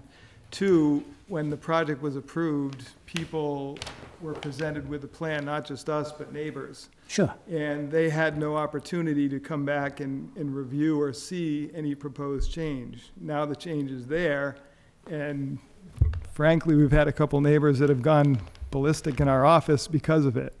I don't know if they've approached you or not, but we had one woman who was about to have a heart attack because she feels like she's lost her view, which views aren't per se our issue, but at the same token, you know, that is a situation where the abutters weren't given the opportunity to come back in and see any revisions. You know, the other issue is that building permits are needed for walls of that size, and from what I'm told, no building permits were ever obtained. So that's, again, not our realm, and I don't know too much Right. about that, but the building inspector, when he saw it, he said that should have required a building permit. The height of that wall there is the same height as the approved wall that's on the parking area. Which could be, but that doesn't mean that it didn't need a building permit. That's what he's telling me, the building inspector. So those are really the issues here. You know, you've got a site plan that isn't consistent with what was approved, so, you know, the board has to determine how you want to deal with that. Again, typically, it wouldn't have been an allowed project if it was presented that way. We wouldn't have permitted it that way because, again, you're not really allowed to fill out over a coastal bank. So that's the main dilemma.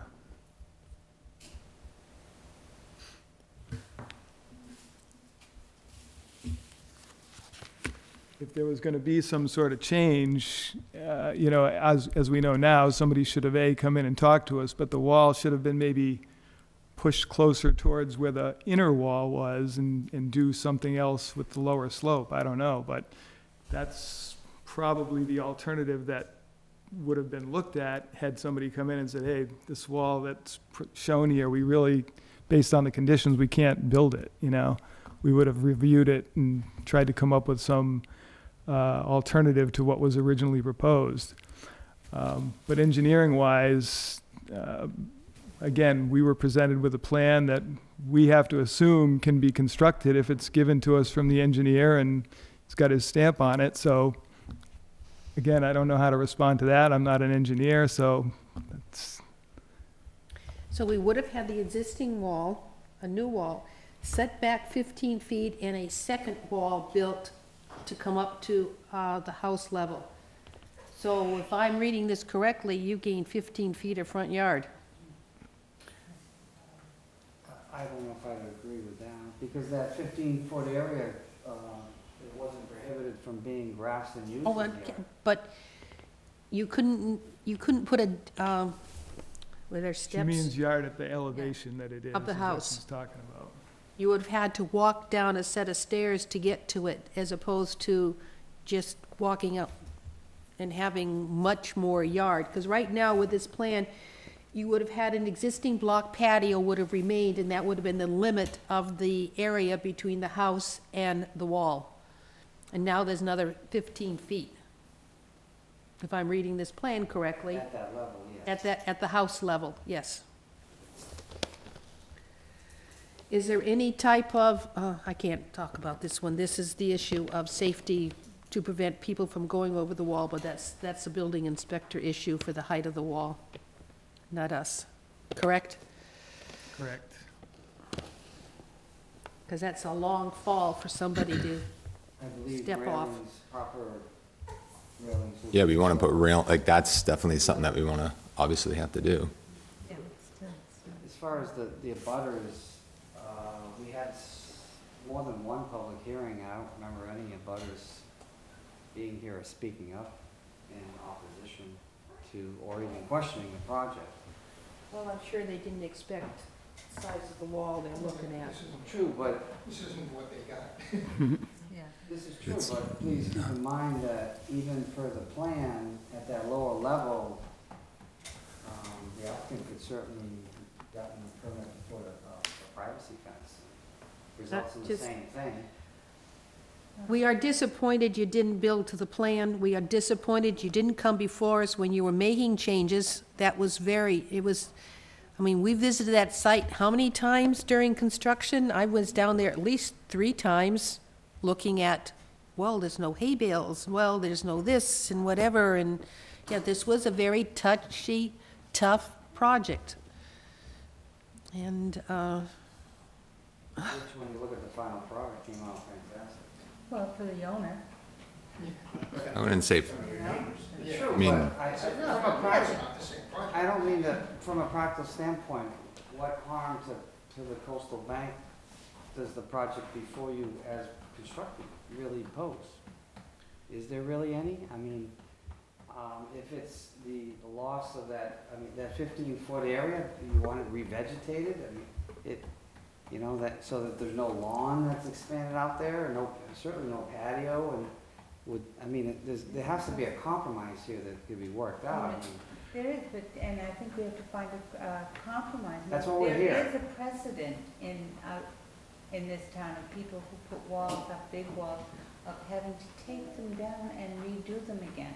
I mean, that's how important this is to us. I mean, none of us did that to anybody, but it has been done.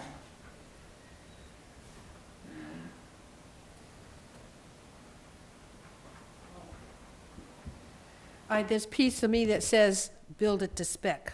Well, that's where I sit. Come back,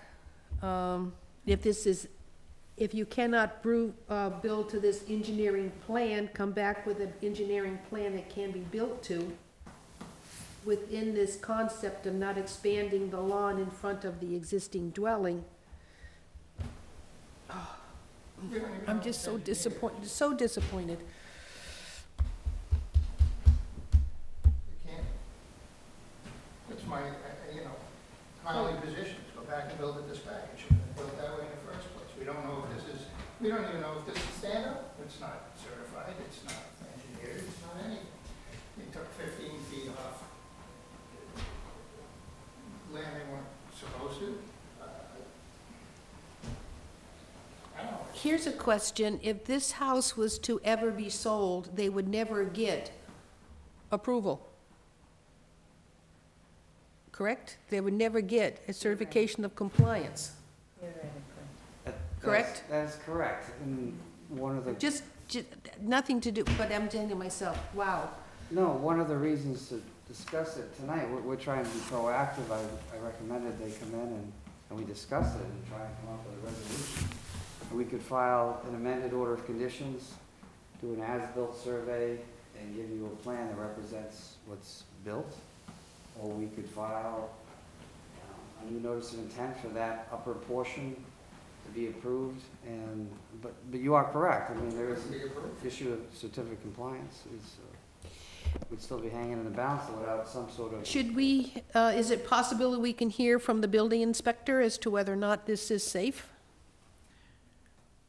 Well, I don't think the building inspector is going to do anything other than, say, put a fence on the top. The engineer has to be the one to review the design, but again, I think there should have been a design, and there should still be a design that shows an alternative to what was originally approved that can be built. I mean, it sounds like the contractor says the original plan couldn't be built. Right? And so, if that's the case... Well, that particular corner, yeah. Just because of the conditions with what was there, I had to stabilize it. Did you get an engineering plan to build? Did you get a modified Yes. engineering plan to build that corner that you were having a problem with? I just spoke with Dave on how to do the return. I was gonna do the return like I did on the parking area, same specs. It's the same size wall.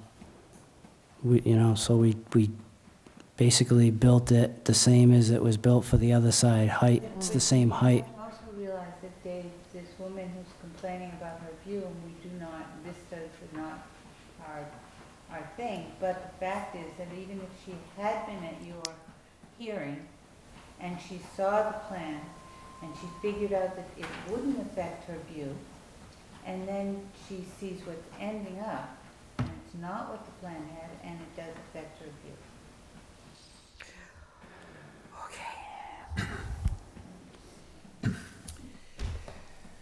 I guess we asked for an amended order of conditions. I can't say whether Well, we'll I think approve it or I think not. really what it boils down to is the commission should think about this, and if you're ready tonight to say that you're not going to be in a position or want to approve the way it's currently built, that you want to see it tiered the way it was originally proposed with a design that can actually be built, that's what you have to look at. And if that's the commission's view, then that's what they need to leave knowing and come back with a revision for it. If you think you're going to entertain letting it stay the way it is, then they could come in with an amended order, but that's the decision you have to make. I mean, again, I'm not trying to pick on you or the contractor at all. That's not my what I'm trying to do, but I'm just trying to say typically it's not something that would be allowed to be able to fill out over a coastal bank to gain extra land. That's just not something that's an approvable thing under the regs. Yeah, no, I totally understand your position. I should have came in and at least talked with you about that. And I was on site, and at that point, I didn't know how to make that work based on, without going into the neighbor's yard. Right. To make that, to make that slope all work. As you can see in that picture, it's, you're above 8 feet on his side to make that work without doing a 90, and then now you have to contend with structures that are above. I mean, that was the only reason why I did that. I wasn't trying to gain any more space for usage. It was based on me being able to work on that hill and construct the wall. Right, and that, I'm not doubting you, but the end result was that that's what happened. Right, yeah. So I think, with any project, whether it's this or any, if there's, and it's specifically in the conditions, it's black and white. For any proposed plan change, the applicant shall file a new notice of intent or request in writing from the commission as to whether or not, a new notice of intent is warranted, and fines and the whole rest of it. So, that's the dilemma. Somebody should have at the point said, let's talk to the engineer, let's figure this thing out, versus just doing it. That's why we have engineered plans in the first place. So, again, I'm not saying anybody did anything with any malice. It's just the construction oversight, as far as I'm concerned. Somebody should have come in and talked to us. And then something could have been addressed at that time. But if this had come before us initially the way it's now built, it would not have been approved that way. I'd like to again point out, going back to what I was trying to say with not very much clarity, is the site falls within a velocity zone. It's a VE 20. So that means your wave tops out at 20, elevation 20, okay?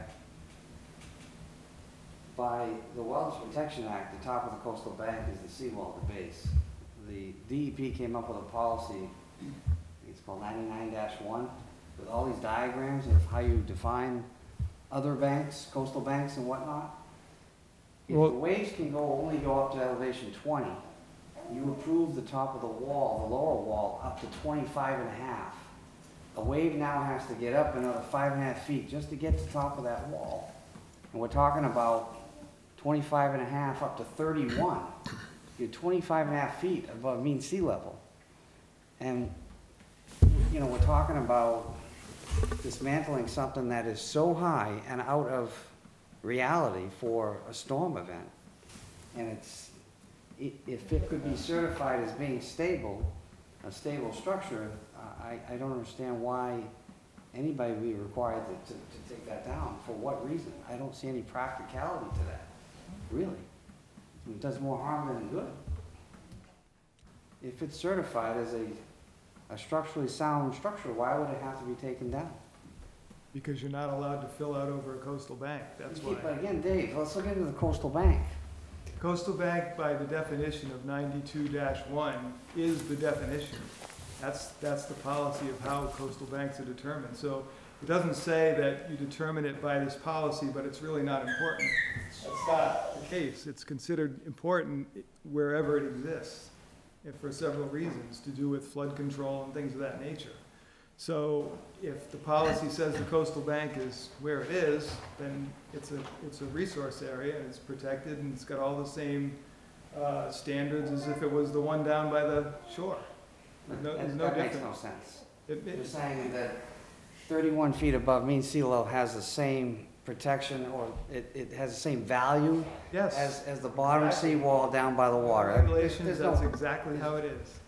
Because of the diagrams that they kicked out on that policy in 1999 or what have you, but they never put it into the Wetlands Protection Act. It's a policy that they laid out.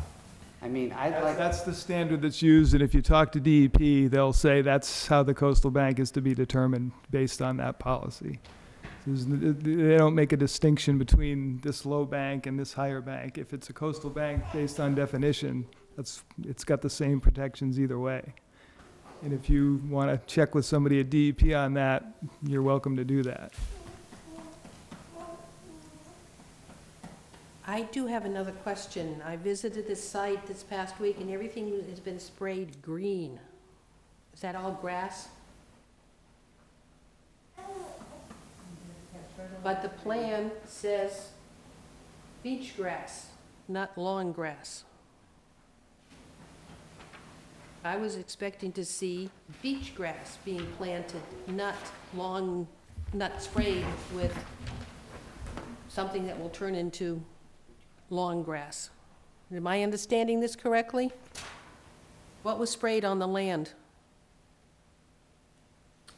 It was just I think I'd have to check with the hydro seed guy.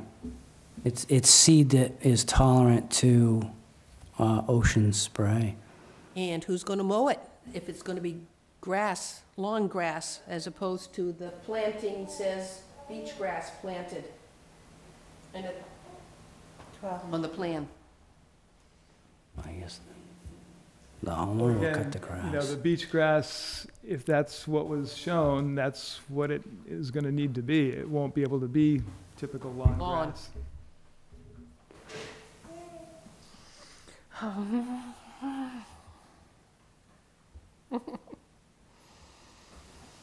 Okay. Can we think of this another?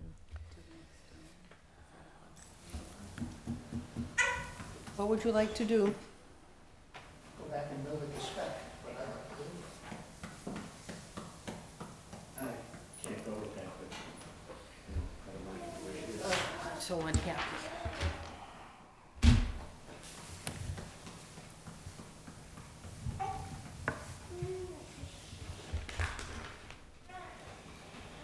I mean, you come back with a plan, I don't know how, I don't know, I can't say how it will or will not be approved, but.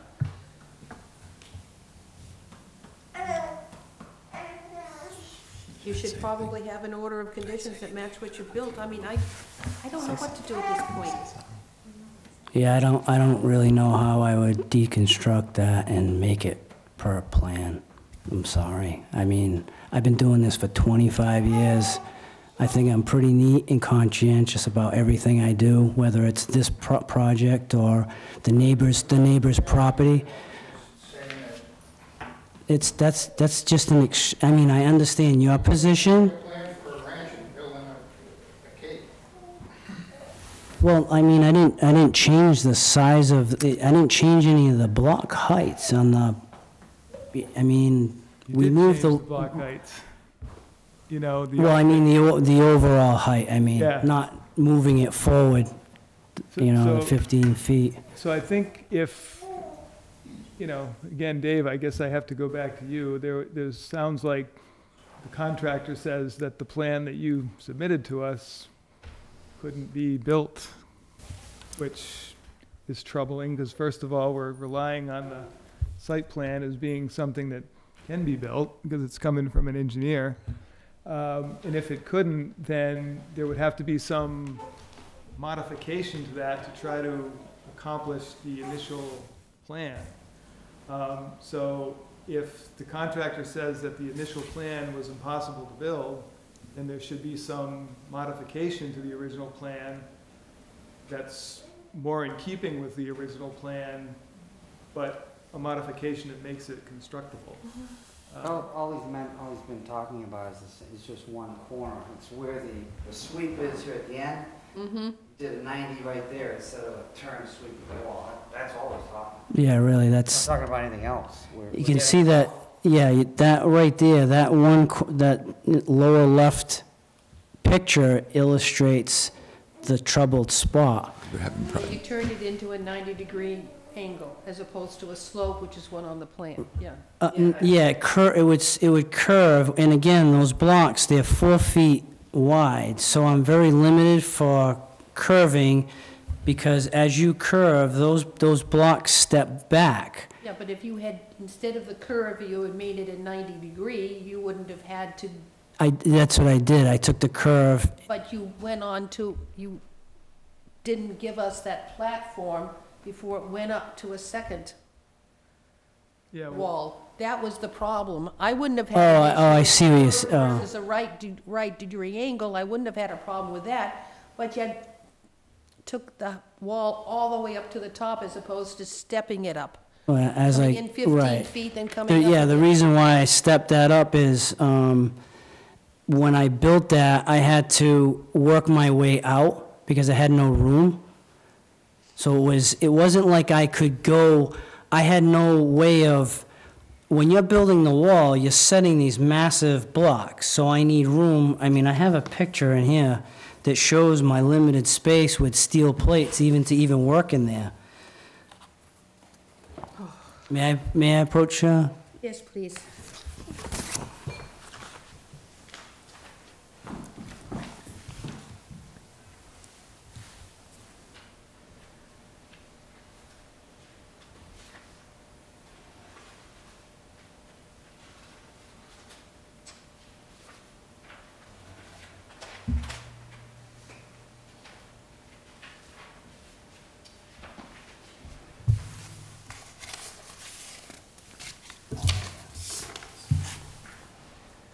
So, as you can see, this right here, this is your steel plates, Mm-hmm. right in here. So this is the area that I had to work here in order to, this is his patio, and then that's where the furniture area is over here. Yeah, but by this time, that wall is higher than what it should have been.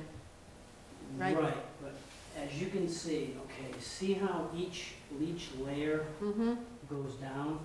So you're losing all that, the footage to put that together. So in order for me to put the blocks in there, I just don't have the room to do what was proposed. well, if this You know was, what I'm if this was the lower wall, let's say, the height that it should have been, I don't know if it is or That not, but let's basically say. is, yeah, that's okay. basically how. So then, I don't get why you couldn't have just taken a course back to here and then started building this course up and then laying this next row. You could have worked right off of this shelf and backed your way out. Well, the problem is over here, in this corner, he has a fire pit. So what does that mean? So now, everything on this job was all above your head. So, I mean, you're talking, this right here is over 6 feet. So in order for me to build, But you would have been building up from this point up with your blocks. So your next course would have been down here at the base, and you could have just started building up from there. the problem is you can't reach that, is the problem. So because they're staggered, each time you go up, you're further and further away. So I can't reach that corner to put the next course on. You know what I'm saying? Like, now I have to put stone and fabric behind the wall plus fill. So the more steps that you go, the further and further away you are from the corner. So, and I can't go, a lot of this wall was built in the front, down below, because I could reach as high as I could to go around. And then once you get up top, I can only go to this point here to reach over. You know what I'm saying? I hear what you're saying, but, So for me to bring fill, it's easy to just drop the fill and push it in versus me trying to stack blocks that I can't reach. So, did you know right away you couldn't build the plant? Not until I get to that corner. From when I first originally looked at the job, yeah. Not until you get into the conditions and you see the heights, and then once you start digging, all the material is all like sugar sand, it doesn't hold. I just think there would have been a way to build it and back out with it. I just don't see why that couldn't have been done. Because you could have, this could have been taken down. Because you don't have, like, I could build this because I had this room. But now if you put blocks here, I can't go over the blocks to get to the In corner. other words, you would have had to have reached where you could reach and then start building it back. In other words, you wouldn't have been able to lay a whole row, but you would have been able to start, work on a piece, put material behind it, and then just work your way back with it. Well, yeah, if it was only like 2 feet high, but you're talking 6 courses. Not 6 courses, 6 feet. I mean, 6 feet, 4 courses. Yeah. So, as you can see, how far away you keep getting every time you go on those courses. If I could have done it that way, I would have done it that way. Well, then, something should have been done in terms of maybe choosing a different building material. If that material couldn't have been utilized, then something else should have been utilized where you could do it the way the plan shows. And either way, you'd stop and go, I can't do this. Call the engineer. Actually, the conversation was more structural than.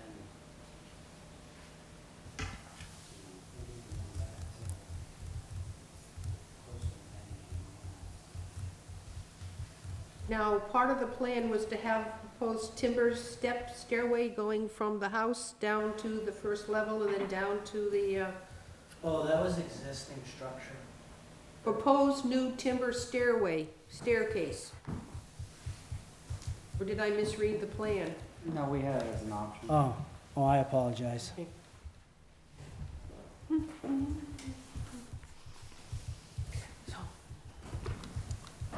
So, question for me, how do you plan to mow all this area now that you're putting grass? Good question. I mean, As opposed to what was on the plan being, I mean, we can plant seagrass, I mean. The other thing Oh, is this, how that's fertilizer. well, I don't know what's in there. Who did the spraying of the green things? Northeast, Do they have what is the composition of the fertilizer? I'll have to ask.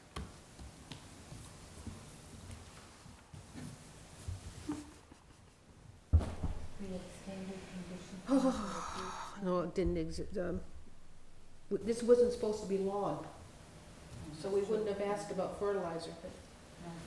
Oh, darn. Do you want your picture back? Oh, sure.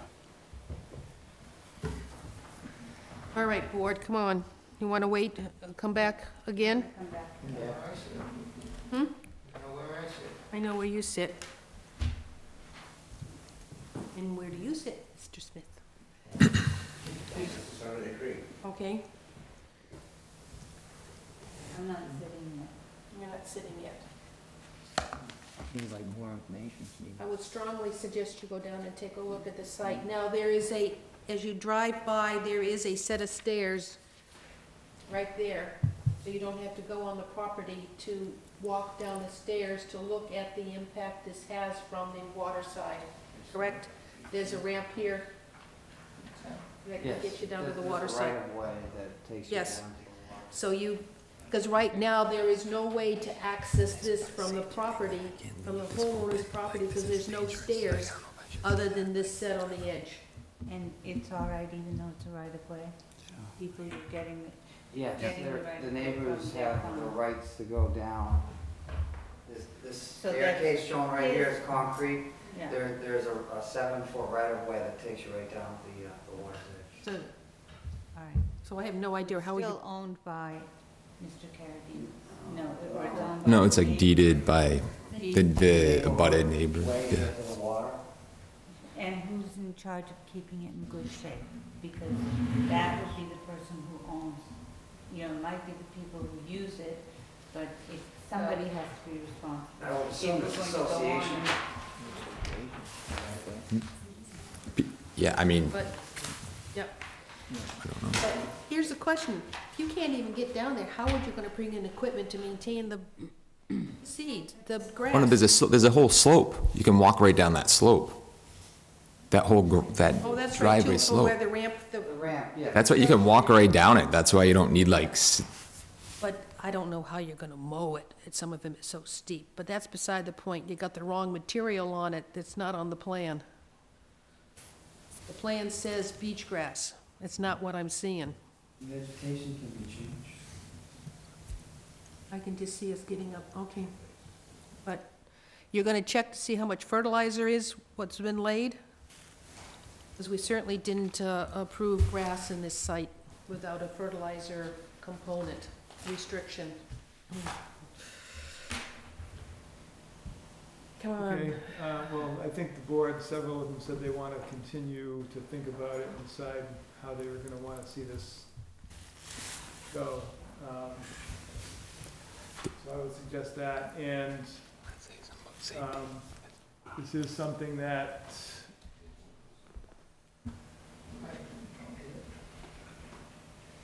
Yeah. think that, So we should put it up to an enforcement law order component on the agenda for the future? yes, that's what I was going to say, and typically this would also be something where fines would be issued, because again, the project was changed with no notification to the commission, so. Well, we're limited to a $300 fine, but we would bring it up to an enforcement orders to be discussed at the next meeting, which is May 29th. All right? I mean, the one thing I just want to say about the whole thing, I mean, you know, the way it stands now, I mean, this has been going on for a long time. Yeah, and I remember it was a piece of crap when you got it. Yeah. And And I can tell you, you know, Russ has done a great job, and I mean, we just had a baby, we in and out. I mean, honestly, like, left it up to him, and, you know, we apologize, like, you know, that it caused all this stuff. I can tell you right now that we're over it too. Like, I mean, the whole thing just cost way more money than, you know, ever planned. It's just been such a long. Can I Yeah, say something? yeah, yes. I'm Meredith, and I just wanted to say, we're here because we Meredith, can you get a little closer to the mic, please? Yeah. Thank you. Certainly. You know, I'm here because, and we're here because we honestly didn't realize that that anything had gone wrong. And, you know, this has been long before I was even a part of this equation. This has been a process. It was his grandfather's house. It's been in the family forever. We're never going to sell this house because I think my relatives who all live in our neighborhood would kill us. We're starting our family here. We truly, there was no intention for us to gain that land up there. That was kind of something that happened, and honestly, it scares me because we have her, but we're gonna put a railing in, and there was no intent for us to do anything to stick our nose up to this board. I know that we've been here for so many meetings. We hired people to do this. I am an attorney, I'm a divorce attorney, so I don't know anything about the land. It's like asking, you know, a podiatrist to do heart surgery. I don't do anything with respect to land, and I think that we're lay people who kind of are trusting what was going on in the process. Not to say anything badly about you, Russ, because I know this was a tough job, and I'm on maternity leave and saw those guys out there throughout the winter and everything. So I just want to say we apologize, and I know that doesn't solve the problem. But when you are considering whether or not this wall has to come down, I hope you will think about just the fact that it's been a long process, it's a ton of money, and it's a lot. And we weren't trying to cause any problems, we really weren't. And just, if you could just please take that into consideration. We know that there's a problem and we would like to find a solution, but we hope that it doesn't involve having to undo all of this time when I've had a newborn at home and there's been a lot of noise and things, and I don't mean to get emotional, but you can't help but get emotional over stuff like this. So we apologize, and we appreciate you guys taking the time tonight to listen to us and hear her chirping from the back a little bit. Okay, thank you. So thank you. We've got some more we have to do tonight, so thank you. Thank you. Yes, thank you for your time. Seeing you on the 29th. I will not be, but you will be. You won't be. I will not be. Okay. Maybe you ought to put them off to the 21st of June. Okay, so we have some minutes. They sent out minutes for January 16th. They were okay. The 6th had a correction on a vote, and I already told the secretary that, and she corrected it in the Okay. office. So the January 6th one, to me, it had some, we were talking in it, it talked about the status of the bridge at Swiss Beach. Has anything happened on removing a bridge that was not approved that's been installed? That was part of the minutes that you were to do some research as to who put it in and get rid of it. Yeah, And nobody. it's still there. Yeah, nobody knows who put it in. We're not gonna find that out. So it's just there. So, Not safe, no railings, no nothing, it's just there. Someone put Right. it in and we're not taking it out. Who's responsible to remove it? well, it's on town property. Municipal There you go. maintenance. Municipal maintenance would have to take it Now, out. the trouble is, we remove the bridge, guess what? People are going up and down that bank and cause more erosion, so But They probably just broken won't go leg? through there because they won't be able to. It's, you know, especially at high tides, they won't have enough, they won't be able to jump it. But we've asked, haven't you not asked for municipal maintenance to remove it? I've brought it up. I haven't asked them to remove it. I can do that. I What would the don't know. board like? We don't know who put it up, it just showed up. Okay, well, that's something we can't do anything about, so. Yeah, it's on Leave it. town land. I would say we should. You want to have it remove removed. it? Yeah, It doesn't belong there. It isn't right. then, then it's the recommendation of the board that Mr. Bichette speak out to Mr. Sullivan and Mr. Dave Menard and have that illegally constructed bridge removed. Okay. And that would be part of these minutes. And also in the January 16th minutes, we talked about giving us a status of the last 3 years of enforcement orders as to what's happening with them. Has anything happened with that request? I'm working on so many enforcement orders that are new. I have not had a chance to Okay. work on old Then enforcement why don't I orders, so- why don't I make a list of the enforcement orders going back 3 years, and then you can sort of say, yay, that's been taken care of, or that, Sure. okay, so I will take the responsibility of coming back with an Excel spreadsheet of these orders going back 3 years. 3 years from January 16th, 2019. Yeah, but- this year's been quite a year for violations, Yeah, and so there's far. there's another one he found. Between So- unpermitted work, between work that was permitted that, you know, Which one had the wrong vote on it? it's, Barrows, I think it was. Who? It said over. January 16th? No, February. Okay, so we're looking at And it's not supposed to. January. What is that? Just, you can't just have people do whatever. just no, sorry, fix it. You don't care, you know. So the minutes of January 16th, I'll take a motion to approve as submitted. So moved. Opposed, abstained, we were all here at that time, so it's 500, huh? The only one that came through on my email, I wasn't here on. The others were just a white sheet, there was nothing on it. So I'm approving January 16th. What's today's date? 5/5. So will you be here on the 29th? 15th. Yes. Okay, James said you would. Okay, so yeah, we'll have, My only thing is 29th, my husband's having surgery, and I asked him, he said, oh, I'll be fine, you can go, so, but we'll see. right. But with Kenny here, that makes 4, and you would be the 5th, so. I would like to be the odd one. Now, what was wrong with the February 6th? There was a My motion. that vote had- was 06, and it should have been 04, or 40, but there's only 4 people present. I can and- see that it's been corrected on the copy that I'm being Yeah, asked to Dr. sign. McGee corrected it. Part of these minutes, I just talked about the bathhouse, and the status of the dry well under the shower. We talked about it, but was it ever in the order of conditions? It wasn't specifically in the order Okay, of conditions. but no. we did talk about it, but we asked for more details, a detailed report on the shower station. We never received it, and it got overlooked. Yeah, we were The told minutes- that we were gonna get that information as, something they were gonna give to us, but we never really got it. They were gonna do it. Then when they went to do it, they said, oh geez, this is gonna cost way more than we thought, so therefore, we don't wanna do it. But, okay. And so that's where it ended up. So we gotta be more careful about giving people a little freedom, saying, yeah, we'll approve it if you give us something in the future. Well, and they we don't- agreed to it, so, it But they didn't seem talked like it about was- a dry well versus, Right, but that's what I was getting at. Once they started to construct it and put a potential dry well in place, the cost of it was well beyond what anybody envisioned, apparently. I don't know why. This was in the old bathhouse? Yeah, because this is where the Order- showers were, the outside showers.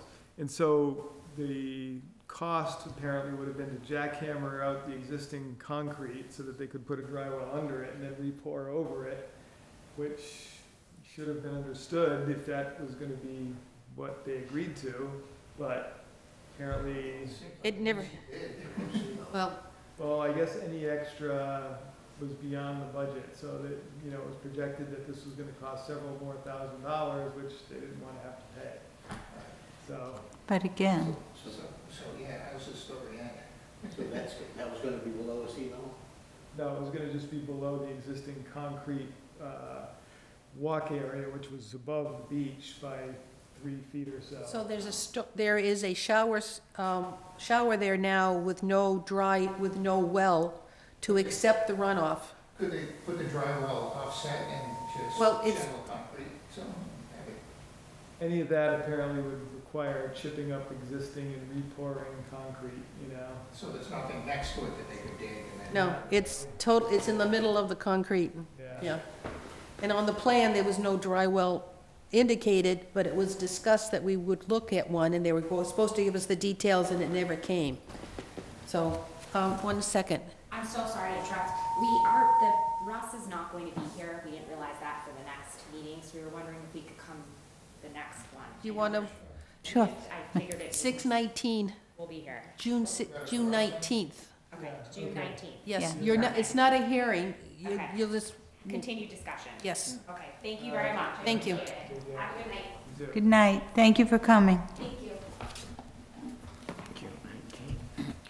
So, back to the minutes, I just noticed that there was a discussion as to whether or not a dry well was required. It wasn't in the it wasn't in the conditions, so what we can do is look after the fact to see what type of items are spilling into the sand It just runs over the concrete onto the beach, under the beach. and if it's built to the way they say, like my initial concern was the water would be running, constantly and you'd have this flowing water carving out of it. But they say it's gonna be one of those press things where it runs for timer. 10 seconds and then shuts itself off, so hopefully it really won't be that big of a deal. So it won't be, so it'll just be someone running off, rinsing off the sand in any type of suntan lotion, and it will right now go into the sand at the base of the concrete pad. But back to the minutes. Let's see, Jim wasn't here, Rob wasn't here, Alyssa wasn't here. Lisa. So I have a motion to accept the February 6th minutes as presented, as presented. Okay, that's correct. So I have, yay, Yay. yay. Abstain, abstain? You don't have to abstain, by the way, on these things, just for everybody's understanding of this. If you weren't at a meeting, that doesn't mean you have to abstain. You can abstain, but if you want to vote on it, there's nothing that says you can't vote on it. Right, right. So it's not a problem for everybody to vote on it, even if you weren't here. Really? Yeah. So. Then voted- yay. You voted. And for the June 19th meeting, can you please put on the agenda reorganization? We reorganize every year. You get to vote whether or not you want me chair again. Yes, we do, But- don't but we? that- Uh-huh. But you do that on the 19th. do. The first, Your seat is safe. the first meeting on the 19th. Seat is safe. She does. Okay, and I think that does it. Please, somebody. Adjourn. Yes, I have a motion to adjourn. Adjourn. Second, all in Yeah, favor? yeah. Good night. Thank you, Mr. White.